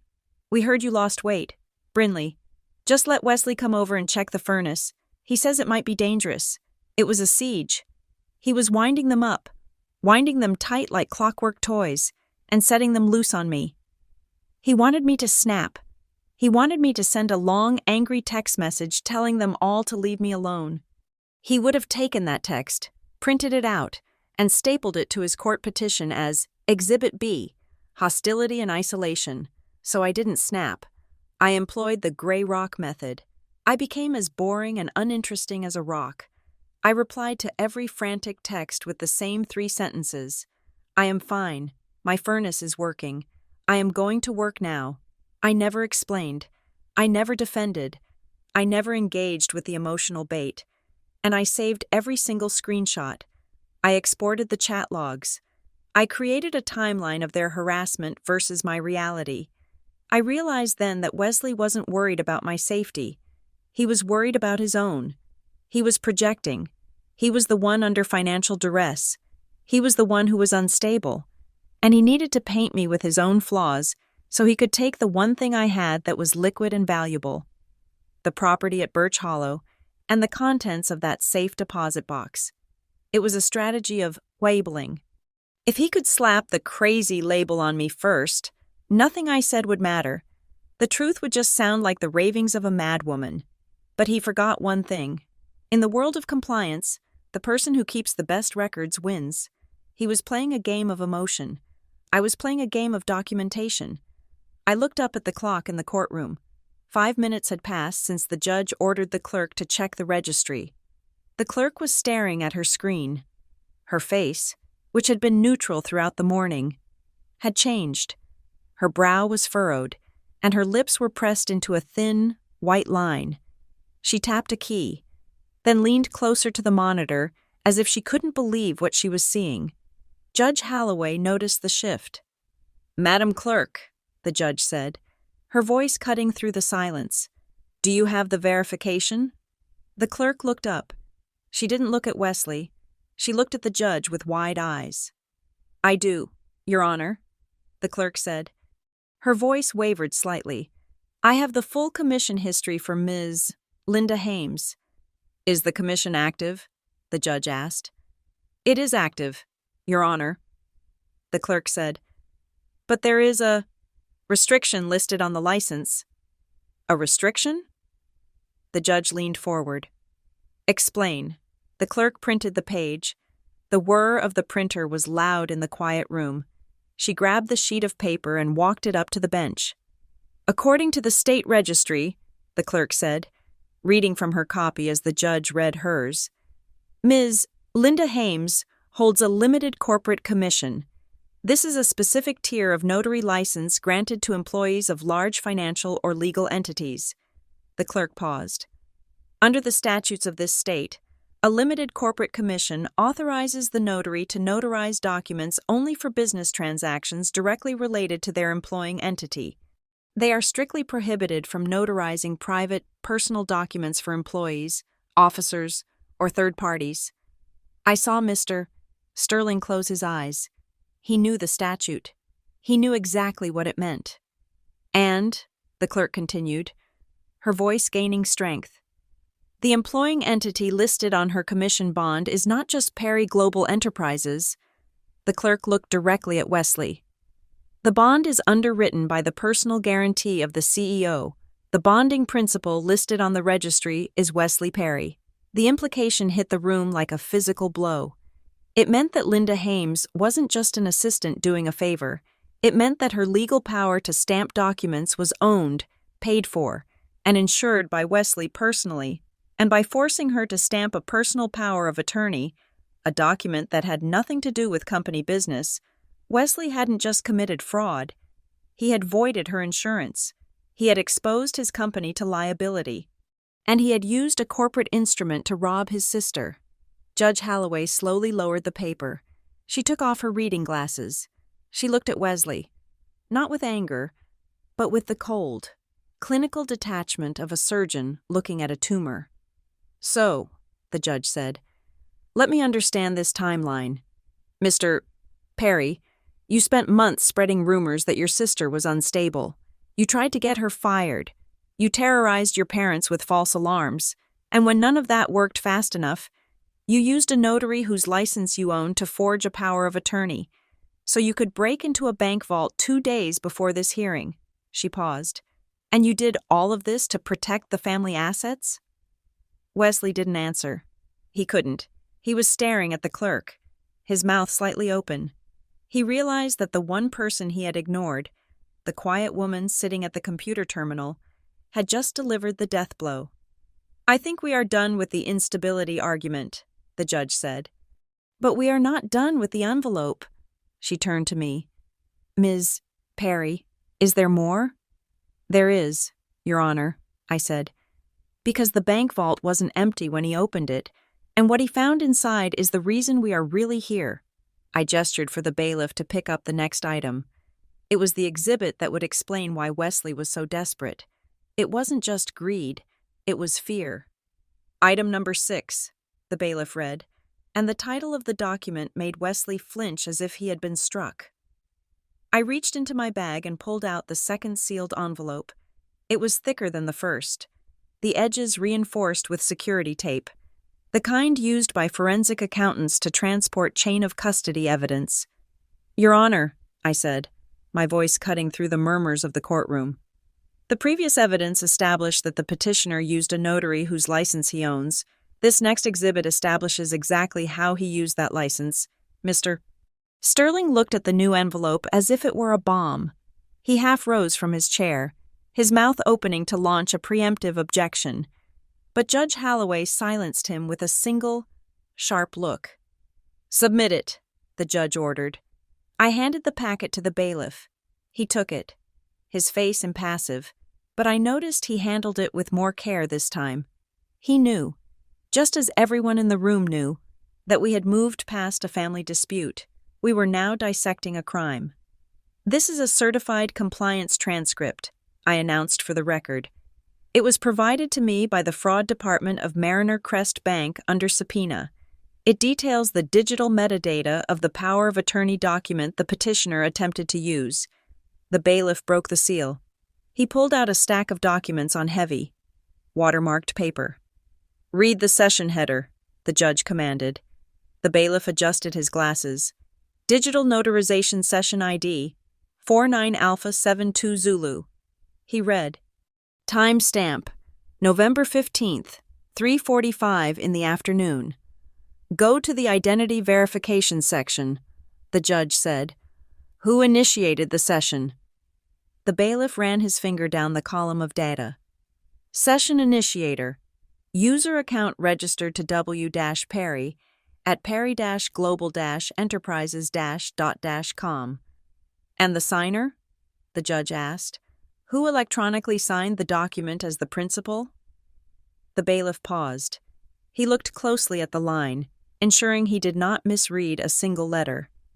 The digital signature for the principal, the bailiff read, his voice ringing out clearly, is listed as Wesley Perry. A gasp went up from the gallery. It wasn't my parents this time.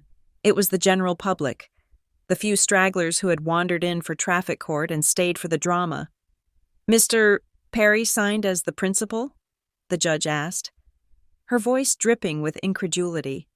He signed the document granting himself power of attorney, acting as if he were the respondent? Yes, Your Honor, the bailiff confirmed. The log shows a failure in the knowledge-based authentication questions intended for Brinley Perry, followed by a manual override authorized by the notary administrator, Linda Hames. This is absurd, Sterling shouted, jumping to his feet. Objection. Lack of foundation. We are reading computer code and interpreting it without an expert witness. We have no way of knowing if this session log is accurate or if it has been manipulated. This is hearsay wrapped in technical jargon.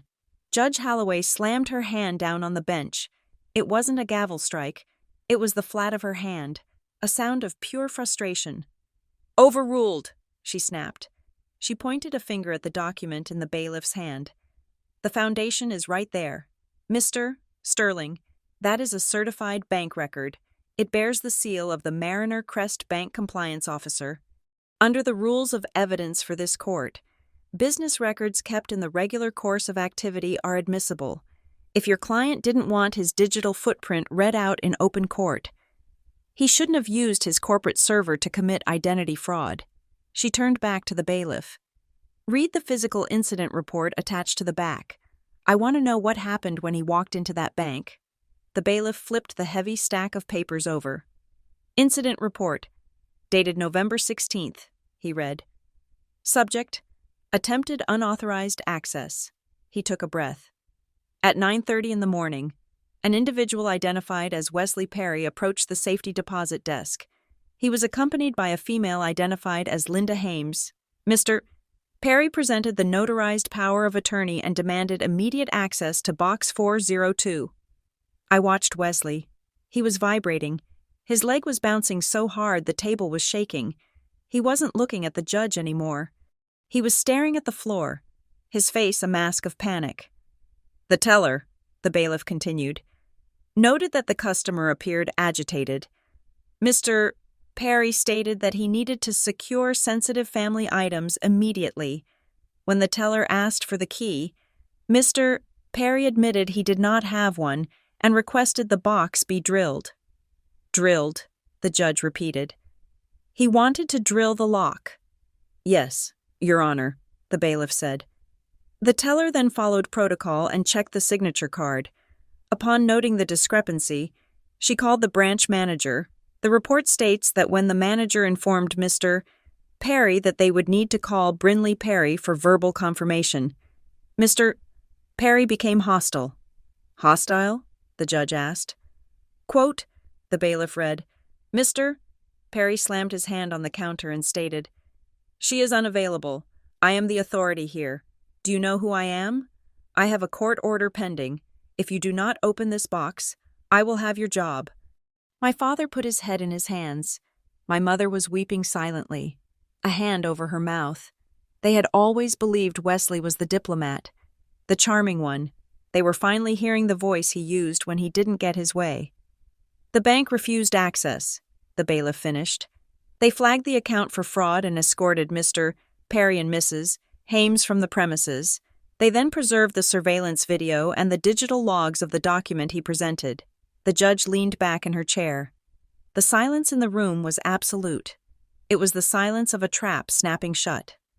So, the judge said, her voice dangerously calm. He didn't get in, but he tried to drill the lock, and he used a document he signed himself, notarized by his own employee, to try and bypass federal banking security. She looked at Wesley. Mr. Perry, stand up. Wesley stood. He looked like a man standing on the edge of a cliff. This court is no longer viewing this as a simple petition for conservatorship, the judge said. We are now viewing this as a preliminary hearing regarding evidence of criminal intent. Your Honor, Sterling pleaded. That is— Quiet, the judge ordered. I am issuing an immediate preservation order. Everything related to this transaction is now evidence. The emails on your company server, the notary journal of Ms. Linda Hames, the internal logs of Perry Global Enterprises. She paused, her eyes narrowing. And, given the petitioner's demonstrated history of altering digital records and manipulating communication channels, I am not taking any chances. She pointed to the table where Wesley's phone sat, a sleek, black smartphone that contained his entire life. Bailiff, the judge said, seize the petitioner's phone. Wesley reacted as if she had asked for his arm. What? No. He snatched the phone off the table and held it to his chest. You can't do that. This is my private property. I have client data on here.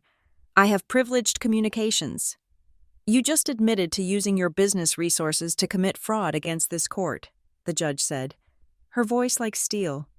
You have waived your right to privacy regarding that device. Hand it over. Mr. Perry, now, or I will hold you in contempt and you will leave this courtroom in handcuffs. Wesley, give him the phone, Sterling hissed, terrified. Give it to him. Wesley looked at his lawyer. He looked at the bailiff, who was moving toward him with his hand outstretched. He looked at me. For a second, I thought he was going to run. I saw the impulse twitch in his legs. But there was nowhere to go. There were armed deputies at the door. With a shaking hand, Wesley surrendered the phone. The bailiff took it, powered it down, and placed it into a plastic evidence bag. The sound of the Ziploc sealing was loud and final. Wesley collapsed back into his chair. He looked stripped. Without his phone, without his suit of armor, without his narrative, he was just a scared man who had gambled everything and lost. Now, the judge said, turning back to me, we still have an inventory list to finish, and I have a feeling the most important item hasn't been read yet. She nodded to the bailiff. Continue. What else was in the box that Mr. Perry was so desperate to drill open? I watched the bailiff pick up the next sheet. This was it. The house was the asset. The bank account was the cash. But this was the reason. The bailiff squinted at the item description. He frowned, looking confused. Item number 6, he read. This is not listed as a financial asset. It is listed as a document. He paused, reading the bold text at the top of the description. Original trust amendment and estate distribution schedule. He read. Wesley let out a sound that was half groan, half sob. With a handwritten note attached, the bailiff continued. Note reads, retrieved from Grandad Arthur's personal safe on the day of his death, to be kept secure until the timeline expires. The room went cold. I looked at Wesley. He wasn't looking at the floor anymore. He was looking at me with pure hatred, because he knew that I knew. He hadn't come for the money. He had come for the paper that proved he wasn't supposed to have any of it. The bailiff held the document with a strange reverence, as if he understood that he was no longer holding a piece of evidence, but a smoking gun. The silence in the courtroom was not empty. It was pressurized. It pressed against my eardrums, heavy and thick. I watched Wesley. He had stopped vibrating. He had gone completely still. The stillness of a prey animal realizing the predator is not behind him. But standing directly in front of his face, item number 6, the bailiff repeated, ensuring his voice reached the back row where my parents sat frozen.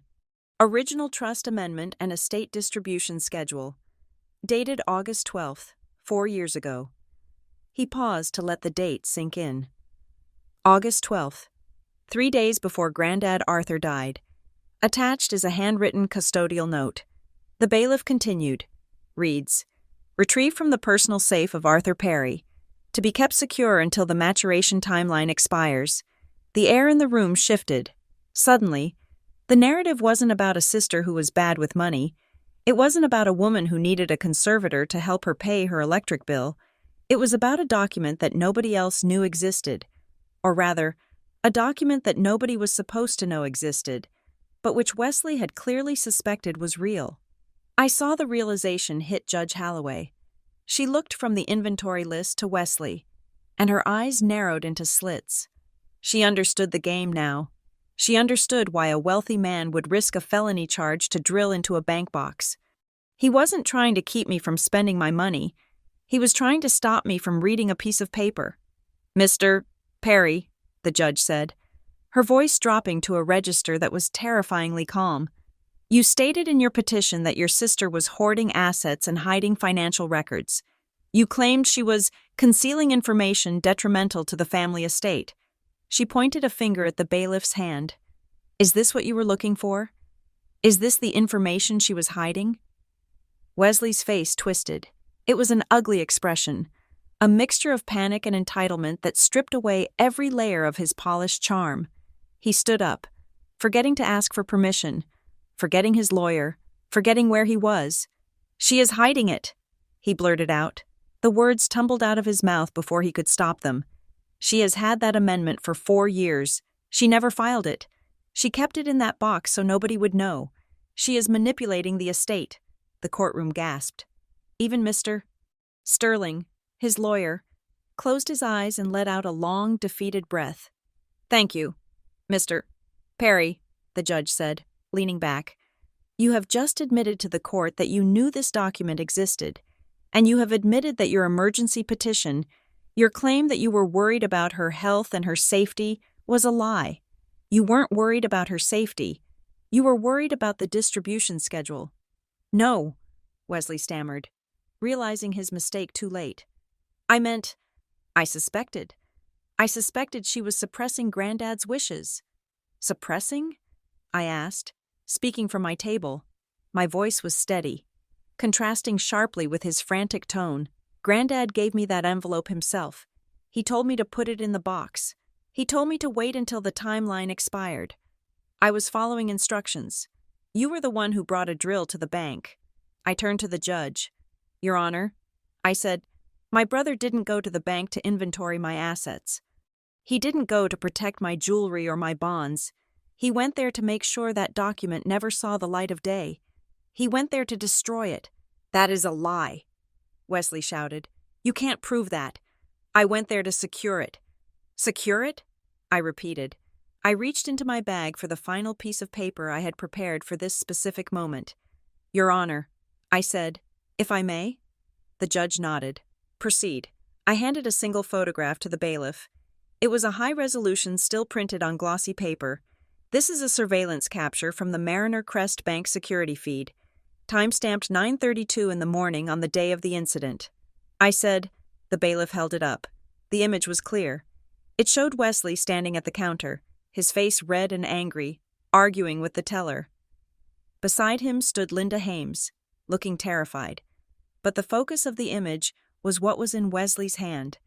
"Please describe what the petitioner is holding," I requested. The bailiff squinted. "The subject is holding a leather portfolio. Is it open or closed?" I asked. "It is open," the bailiff said. "And what is inside the portfolio?" The bailiff looked closer. "It appears to be empty," he said, "except for a single, empty manila file folder." I turned to Wesley. "You didn't bring a bag to collect jewelry. Wesley, you didn't bring a box to carry cash. You brought a single, empty folder. You brought it to swap out the document. You intended to take the original amendment out of the box, put it in your portfolio, and leave. You were going to shred it." I turned back to the judge. He wasn't securing the asset, Your Honor. He was sanitizing the record. Wesley slumped back into his chair. He looked physically smaller. The logic was inescapable. The empty folder was the detail that killed him. It proved premeditation. It proved that he knew exactly what size the target was. He wasn't on a fishing expedition. He was on a retrieval mission. Judge Holloway stared at him for a long time. The silence stretched out, uncomfortable and heavy. When she finally spoke, she didn't look at Wesley. She looked at the court clerk. "This is no longer a civil dispute regarding a conservatorship," the judge announced. "The evidence presented today suggests a coordinated attempt to defraud an estate, identity theft, notary fraud, and attempted evidence tampering." She turned to Mr. Sterling. "Counselor, Your petition is dismissed with prejudice, and I'm referring this entire transcript, along with the exhibits, to the District Attorney's Fraud Unit. She looked at Wesley. Mr. Perry, you are to have absolutely no contact with the respondent. You will not call her. You will not email her. You will not send third parties to speak to her. You will not go within 500 feet of her home, her place of employment, or the Mariner Crest Bank.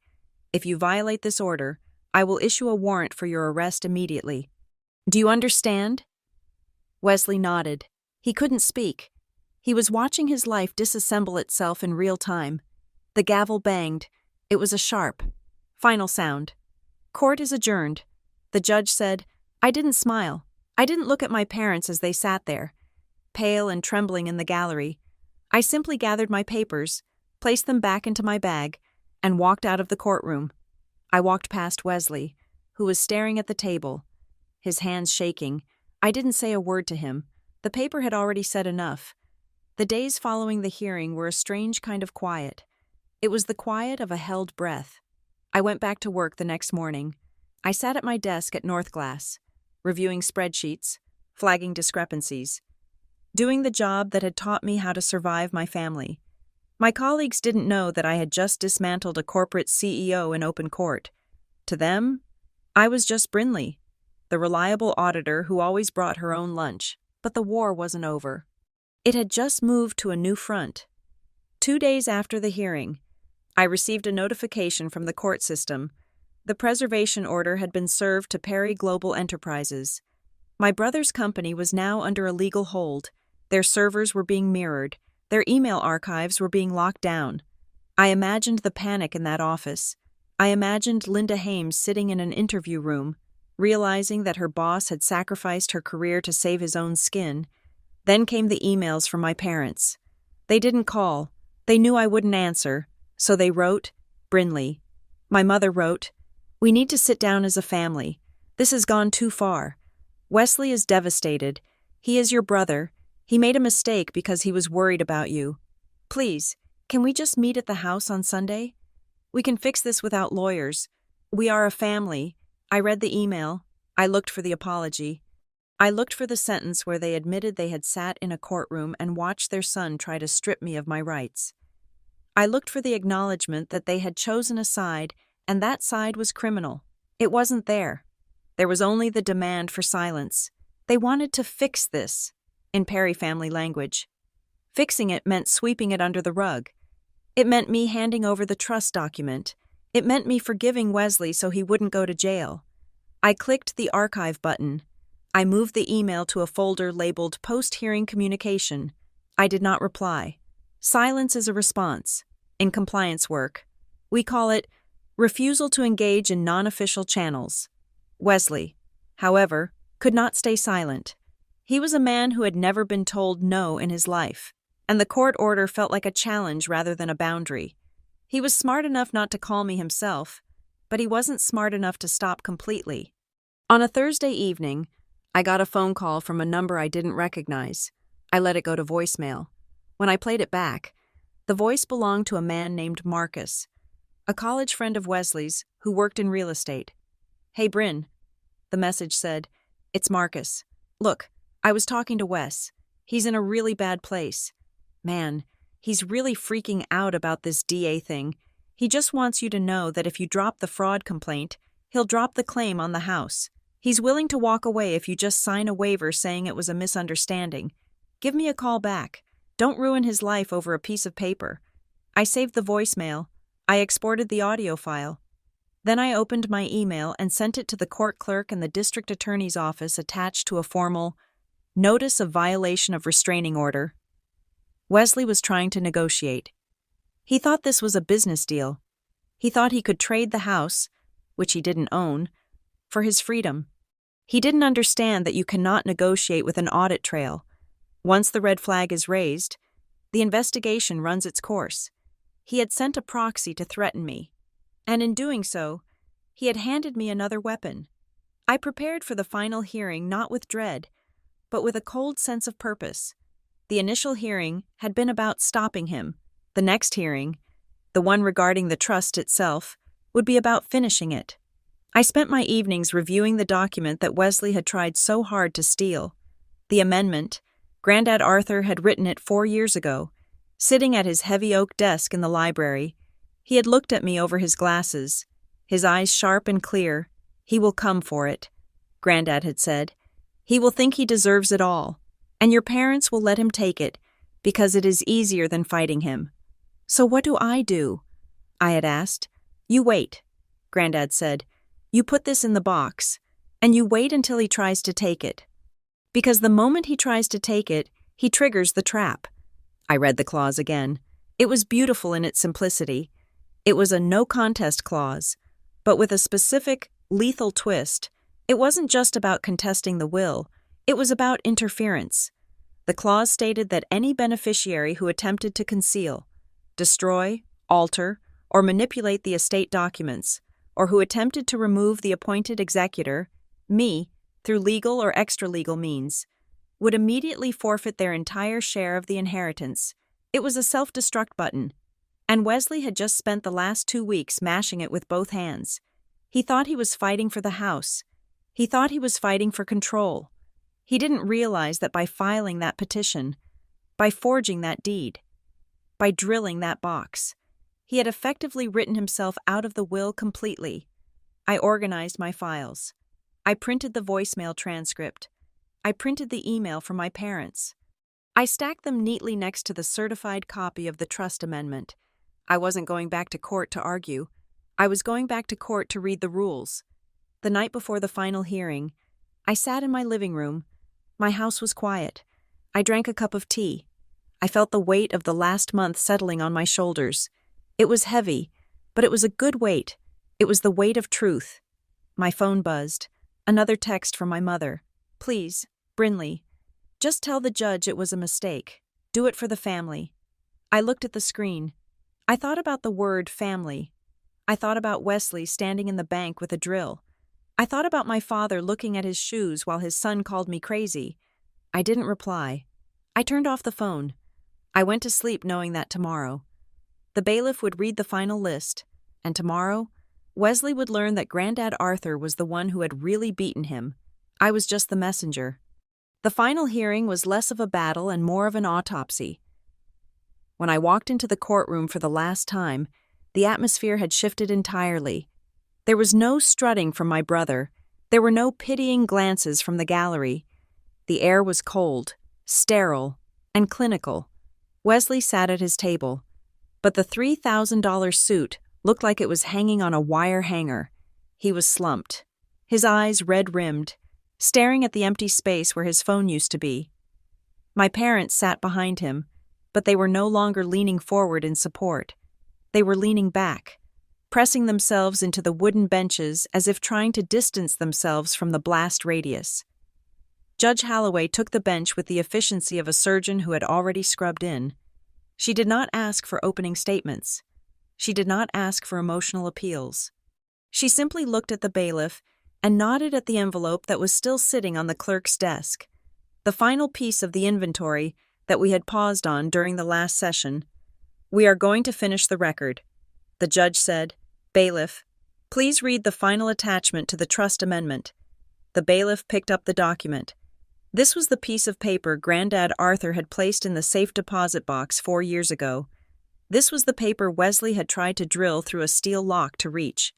The document is titled, "Notice of Conditional Enforcement," the bailiff read, his voice filling the silence.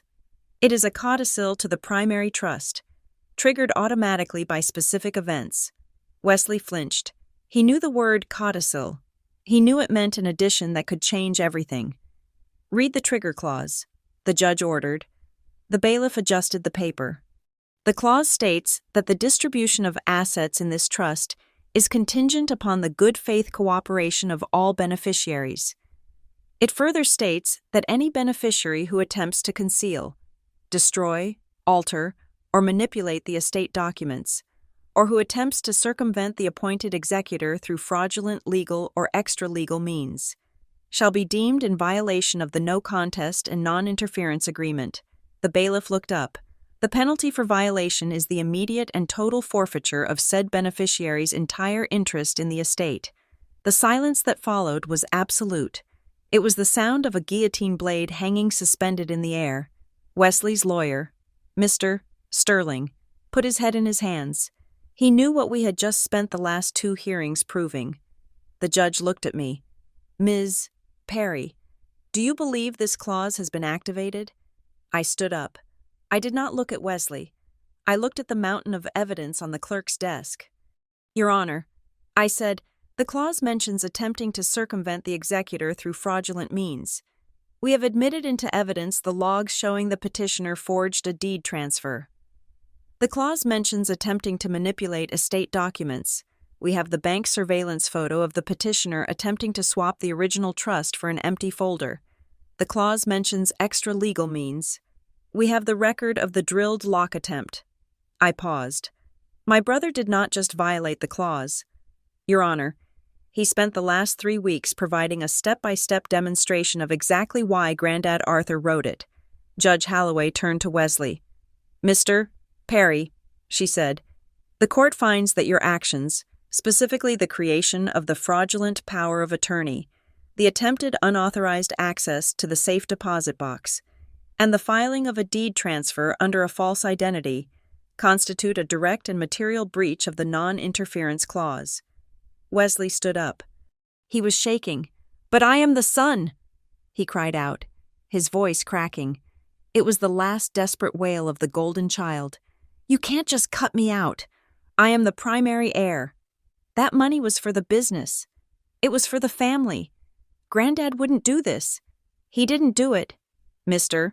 Perry, the judge said coldly. You did. You triggered the penalty yourself.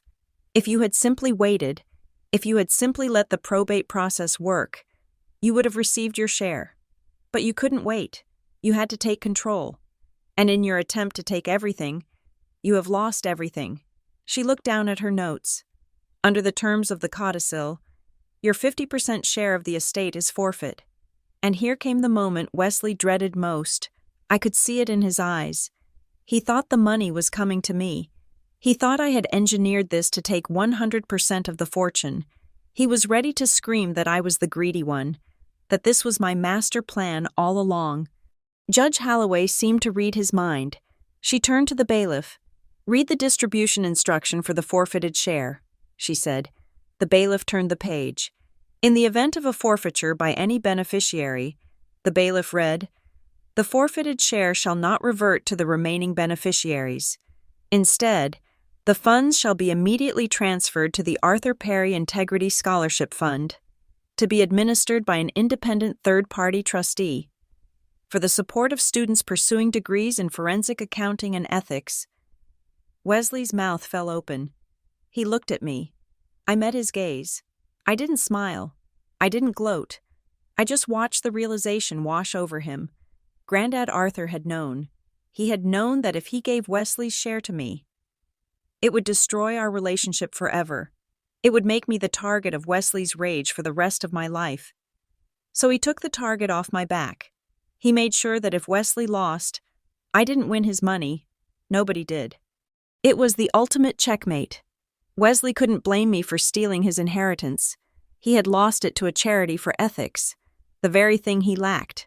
The judge banged her gavel. The petition for conservatorship is dismissed with prejudice, she ruled.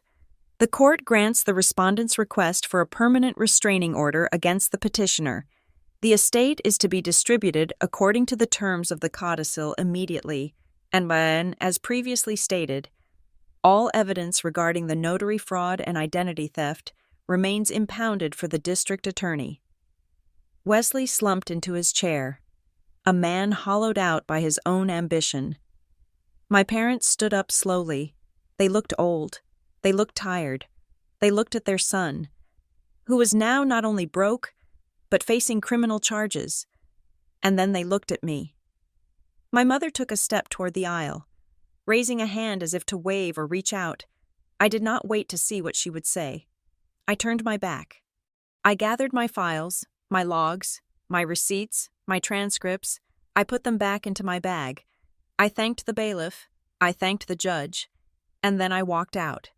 I walked out of the courthouse and into the bright, blinding sunlight of the afternoon. The air smelled of exhaust and street food, a stark contrast to the sterile scent of the courtroom. I didn't go to a champagne lunch. I didn't call my friends to celebrate. I went to the grocery store. I pushed a cart down the aisle, the wheels squeaking slightly. I bought apples. I bought a loaf of bread. I bought a carton of milk. I stood in the checkout line and watched the cashier scan the items, the beep of the machine a steady, rhythmic comfort. My phone buzzed in my pocket. It was a notification from my security system. Motion detected at front door. I checked the camera feed on my phone. It wasn't Wesley. It wasn't my parents. It was the delivery driver dropping off a package. I paid for my groceries. I drove home. I unpacked the bags in my quiet kitchen. I made dinner. I sat at my table and ate alone, listening to the hum of the refrigerator. Some people think victory looks like fireworks. They think it looks like standing over your enemy and laughing. But for me, victory looked like this. It looked like a quiet house. It looked like a bank account that only I could access. It looked like the knowledge that if anyone ever tried to tell a lie about me again, I wouldn't have to shout to prove them wrong. I would just have to open an envelope. Because in the end, emotions fade. Anger burns out. Sadness dries up. But paper? Paper lasts forever.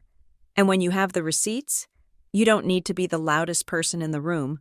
You just need to be the one holding the list. So I have to ask you, if you were in my position, would you have confronted your family the moment you saw the first red flag? Would you have tried to talk it out, screamed, or begged them to stop? Or would you have done what I did? Would you have stayed silent, collected every scrap of evidence, waited in the dark, and let them build their own trap until you had enough paper to end it all in a single afternoon? Thank you so much for listening to my story. I would love to hear where you are listening from today. So please leave a comment below and share your thoughts on how I handled my brother. And if you enjoyed this story, please make sure to subscribe to the Lily Revenge Stories channel, like this video, and smash that hype button so we can share these stories with even more people. Stay safe and keep your records close.